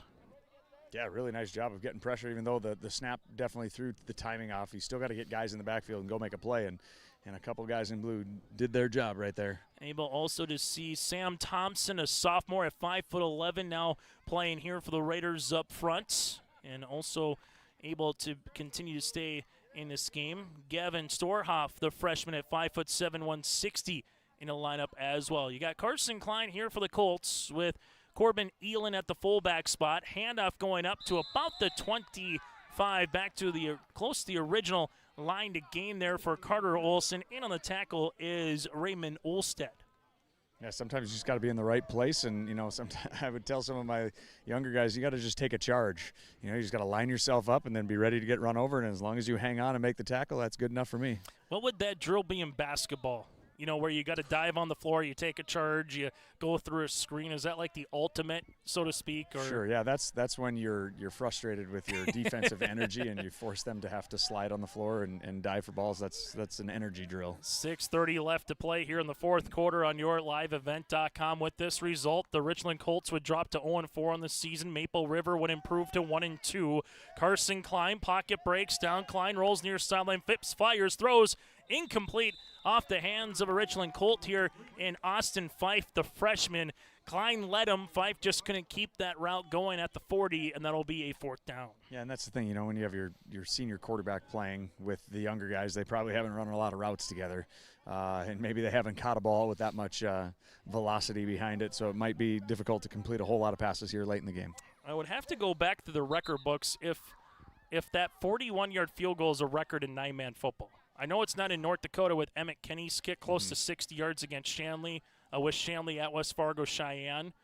But for 9-man football, Hoots, that's going to be... Who's the Your Live Event stat researcher? I was going to say, we might have to talk to Tom Mix at the North Dakota High School Activities Association and say, Tom, can you do some digging, please? Here's a punt. Right-footed kick there by Klein. Will roll at the 45, take a Colt roll to the 35. It'll flip the field, and Maple River will pick it up, fumble the ball. As picking the ball up immediately was Logan Bender. Then he dropped it. And fortunate for the Raiders, they had a couple of players there to pounce right back on it.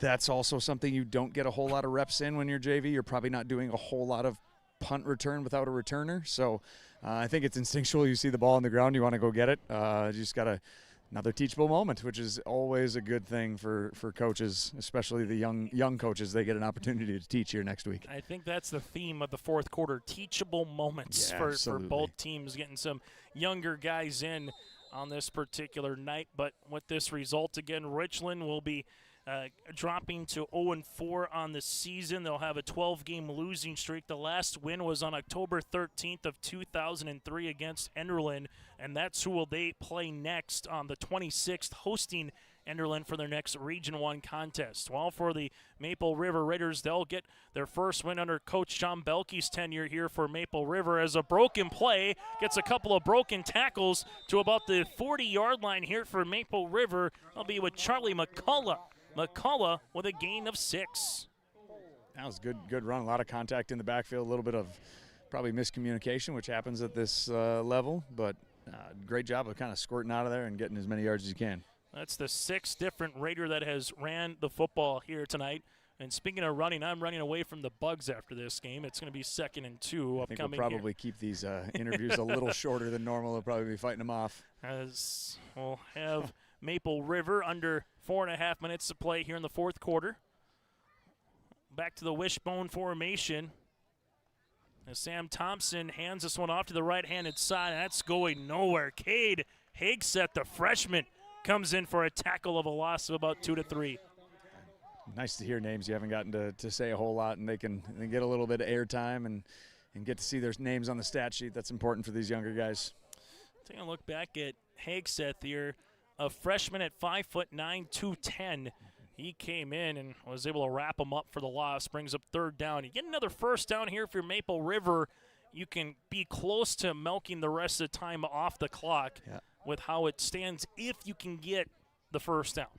This is a play where you want to try to get it in someone's hands that you think is probably your most explosive guy out there and see if you can create a first down. As here goes McCullough to the boundary. McCullough trying to get the first down. Oh, what a stiff arm right in front of you here as Charlie McCullough with a Heisman for a gain of 7. He's got his entire team over here just striking the Heisman pose on the sideline over here as Dow's.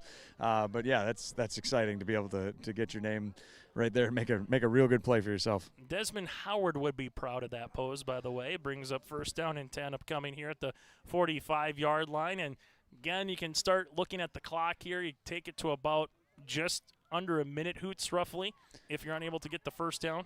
Yep, yeah, definitely take every single second off the clock. And that's tough here when you don't have a guy that's maybe taking a ton of late game reps. But hopefully you've taught him that he doesn't do anything until he starts chopping here in the backfield. As you'll see, Noah Olstead here hands the ball off. This will go to the right-hand side for about a gain of a couple for Raymond Olstead. As for the Richland Colts, you had Rieger and also Hagseth in on the tackle.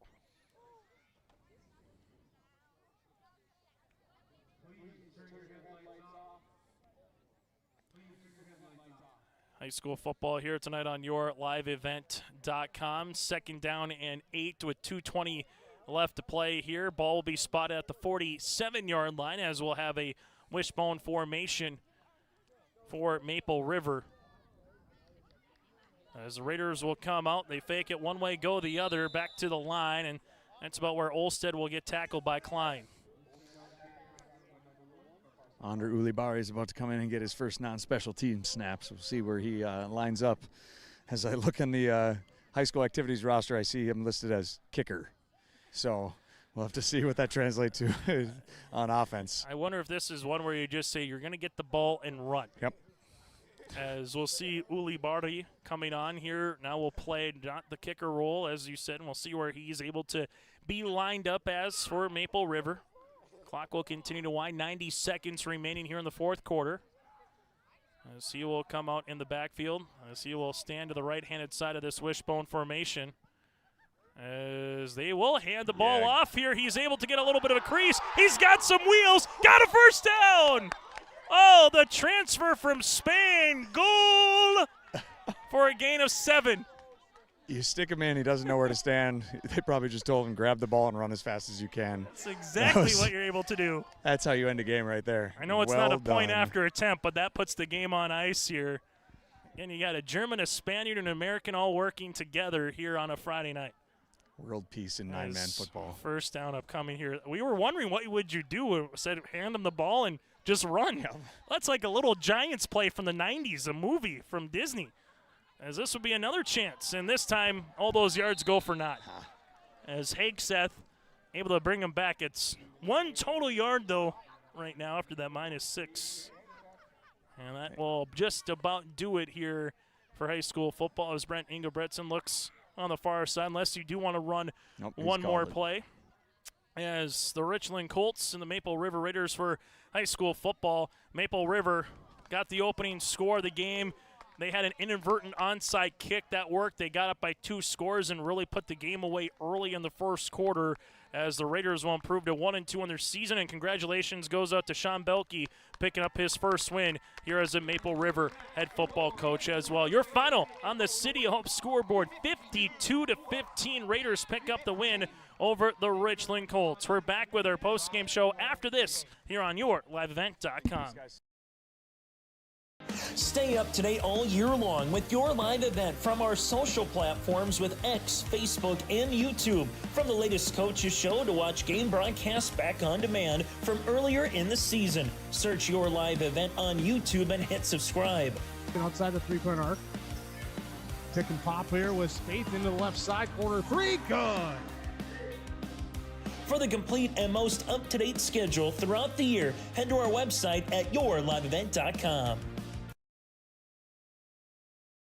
Cywick Lumber and Hardware Hillsboro is completing post-frame buildings 80 by 80, 80 by 160, even 80 by 200. Need an addition or shop reskin? Cywick Lumber and Hardware has all materials. They'll complete to your customized building requests. Bifold doors, hydro doors for farm buildings, and metal sailed steel for durable construction. Whether it's new, an addition, or a repair, every building project can be done with Cywick Lumber and Hardware Hillsboro. All materials, all in one place. Visit or call Cywick Lumber and Hardware Hillsboro. High school football here tonight on YourLiveEvent.com as you see the Maple River Raiders celebrating the end zone, something Sean Belke said in our pregame show. We're talking with our boys throughout the week wanting to celebrate in the end zone, and they're able to do so. Let's get to our player of the game, brought to you in part by Enbridge. Go to Enbridge.com for career opportunities, life, tanks, energy. Hoots, I think you can go a couple of different ways with this one. Looking through what eventually happened here as Dallas finished for over 200 yards on the ground. He had 252 yards here in this one, 4 rushing touchdowns on 14 attempts. Those are pretty good numbers. And also he had the offensive line blocking for him that were doing a good job. And as you alluded to, team blocking to open up some holes here for Preston. Yeah, absolutely. It was everybody was on board with trying to get Dallas as many yards as possible. They did a fantastic job all night long, creating a lot of space. And there was never any negative plays. It seemed like it didn't go very well, and it was 2nd and 6. It didn't go very well, it's 3rd and 1. Everything was positive. There weren't many negative plays at all for the Raiders all night, and that's something that they can really build off of moving forward here. As we go from there, we'll get to our Agassi Precision Egg Play the Contest as we'll let you go grab Belke and maybe a Maple River player or two for a post-game interview as well. Our Agassi Precision Egg Players of the game, we're going to give it to the kickers. I think Klein, the quarterback, he did well in his own right just passing the football, but also from there drilling a 41-yard field goal in 9-man football, something you don't really hear of often, able to put that one through the uprights, and then as well able to come out here for the Maple River Raiders. Uli Barri able to come out with a point after attempt, gets a rush for a first down, that and more. Here are our plays of the game. Brought to you in part by Agassi Precision Egg, your featured precision planting dealer. Visit planterdoc.com. We'll hear from the Raiders and the head coach after this. Fall is here, and that means harvest will ramp up quickly. How did your planter do this spring? Did you have the correct down pressure? Was your singulation spot on? Did you need row cleaners or a better closing system? This is Chris from Agassi Precision Ag, your local precision planting dealer, and we are here to help. Discounts, 0% financing, and $50 per row rebates on most all systems will give you the tools to improve your planter pass. Give us a call at 701-636-2119 or visit planterdoc.com. Have a safe and profitable harvest. As we come back on our post-game show, a trio of Raiders join Nathan Hoots. These interviews brought to you in part by Dakota Heritage Bank. Hoots, take it away. They chase him down here with a couple big-time players for the Raiders tonight, along with Coach Belke. I'm going to start with Preston Dow's over 250 yards rushing tonight. You made Chase do a lot of addition up top with all the yards that you accumulated. But let's start on the opening kickoff, kind of the jolt that was given to the team, taking it back a long ways. Not quite all the way, but a long ways. Close. I just saw my opening, took it, had some nice blocks up front. That really helped. Absolutely, yeah. Okay, so let's talk about that offensive line. I was talking with Chase, we were talking plays of the game, and I think it was you never really had any negative plays all game long. It was like, oh, Dow was only for a couple, but it was never anything lost. Talk about what you guys up front did for you tonight. Yeah, our blocking schemes, we really picked it up since last week. We always had one or two guys hitting the same guy. We numbered up this week and really got it done. All right, Owen, unfortunately for myself, I never got to play offensive line. But the number of times that you get to pull during a game, use your athleticism, talk to me about what's going through your mind when you are pulling, knowing you got this guy behind you and there's one guy essentially between him and the end zone and you got to take care of him. Just try and hit the guy, get him out of the way, let him get a touchdown. I mean, just get in front of him, it's open. I mean, hey, let's talk about the European flavor to the end of this game. Both Mika and Ander coming in, extra point, Mika getting some pressures for you. Talk about what that has done for you guys, just getting some new juice injected into the program. It helps us in practice a lot, them coming in every day, working hard. It shows on the field too. Anything you want to say, being a little closer to them than the rest of us? New addition. I mean, having someone who can kick like that is really quite an addition. And then having them at practice too, they work really hard and all practice, all game.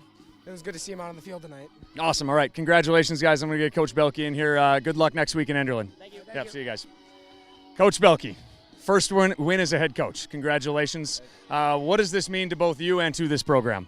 It means a lot. I was telling them in the before the game, I said I want to hear the cannon all night, right? And I think it's about time we celebrate in an end zone, right? 0-2. That stings a little bit, especially after last week. It sucks watching other teams in the end zone celebrate. I said, I want that celebration, and we got it. I think the guys were just fired up. They wanted it too. It just means a lot. But we're happy now, right? We're rolling till Monday, and then it's 0-0, right? Then we're on to Enderlin. Okay, so I told the guys, soak it in now, have fun, but Monday, film, then 0-0, right on the next one. I love that mindset. Now give us some insight that improvements that you guys have made since 2 weeks ago when you broke the huddle in Cooperstown. Right, Cooperstown, it was tough. Some of our blocking schemes, Owen kind of said, or Preston, sometimes it was just we had too many guys picking up the same guy, leaving the guy open. So last 2 weeks we really worked on it, knowing who everybody has in our blocking schemes, just repping it over and over again, freeing those guys in the backfield up.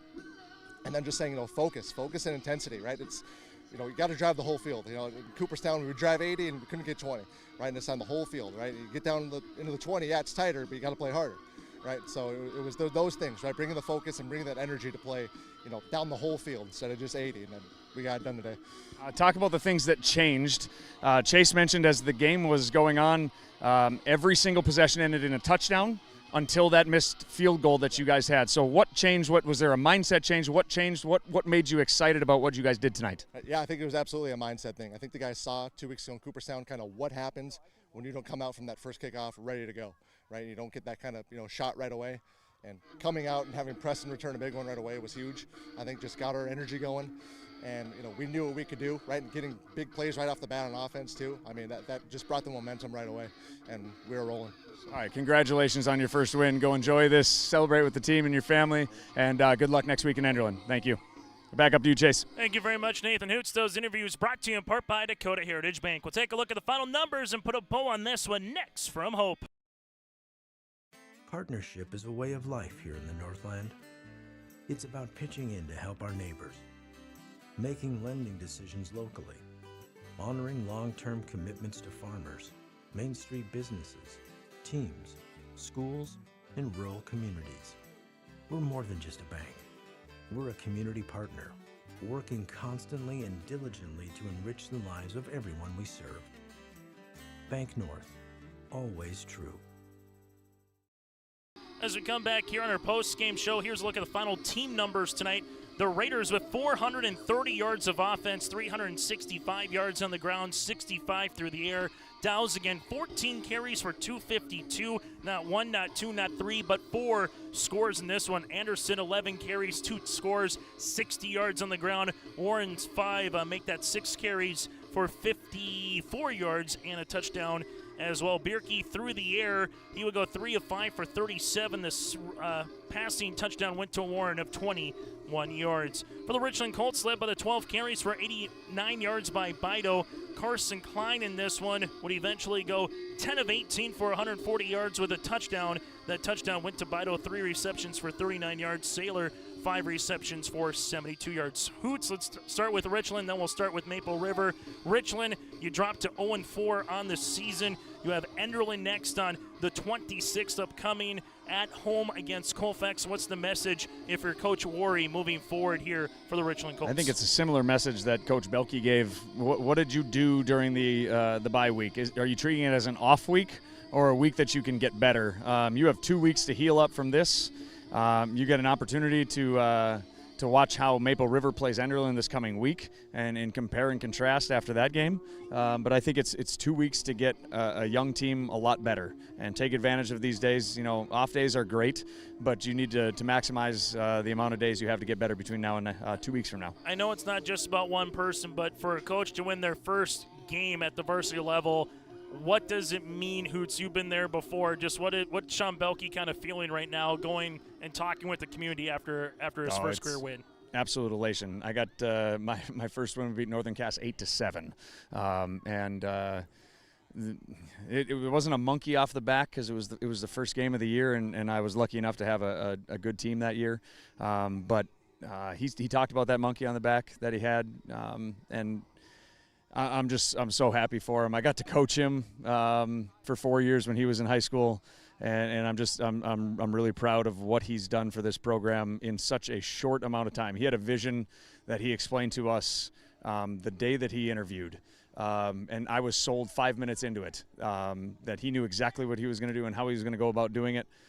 He knew he wasn't going to get every single win, but he was okay with that. And the ability to learn from your mistakes and learn from losses is something that I think he's going to be able to take this program really good places. And all of a sudden, if you're Maple River, if you pick up a win at Enderlin next weekend, you're 2-2 on the season and 2-2 in Region 1 play. We'll go over some final numbers here in terms of your out-of-town scoreboard. In the top 5, Lytton HMB defeats Grant County Flasher 32-12 here tonight. So third-ranked Lions picked up the win. Also, number 1 New Rockford Cheyenne Maddock, the defending champs, all over North Border, 48-8 North Border, the fourth-rated team in the state. Number 2 Lemoore Litchfield Marion also flexing with a 50-7 win over South Border here this evening. Also across the state, Weimar Lidgewood over Larimore tonight, 44-0. Hankinson, 3 minutes left to go in the fourth, 52-38 over Hatton Northwood late in quarter number 4 in East Region football in Region 1. So that's a look at your 9-man score. Final thoughts here, Hoots, on this one as Raiders came out early, got the opening touchdown. They had their first 8 drives of the game finished with a score. Biggest thing that you take away moving forward here from the Raider perspective? Just really happy for the entire program from the top to the bottom. You could see the excitement level, and I'm glad. You know, Coach Belke talked about wanting to celebrate in the end zone. They did not disappoint. The sprint to the end zone and the excitement, and then him understanding that tonight's the time to celebrate, but when we watch film on Monday, it is completely flushed and we start 0-0. I love that mindset. Hey, Hoots, as always, thanks so much for your time. We'll see you in a couple weeks here when the Raiders host the Thunder of Hatton Northwood. All right, can't wait. Thank you. That again, Nathan Hoots with us on our post-game show. Thank you so much for tuning into high school athletics here tonight. Maple River now 1-2 on the season at Enderlin next. Well, Richland, they will host Enderlin in 2 weeks in Colfax after they will have a bye week next week. They drop to 0-4 on this season. Enjoy the rest of your night. Make sure you join us for more high school sports coming up next week for volleyball and football here on YourLiveEvent.com. On behalf of Chase Peterson, Nathan Hoots, I'm Chase Miller, repeating tonight's final: Raiders 52, Richland 15. Good night from Hope.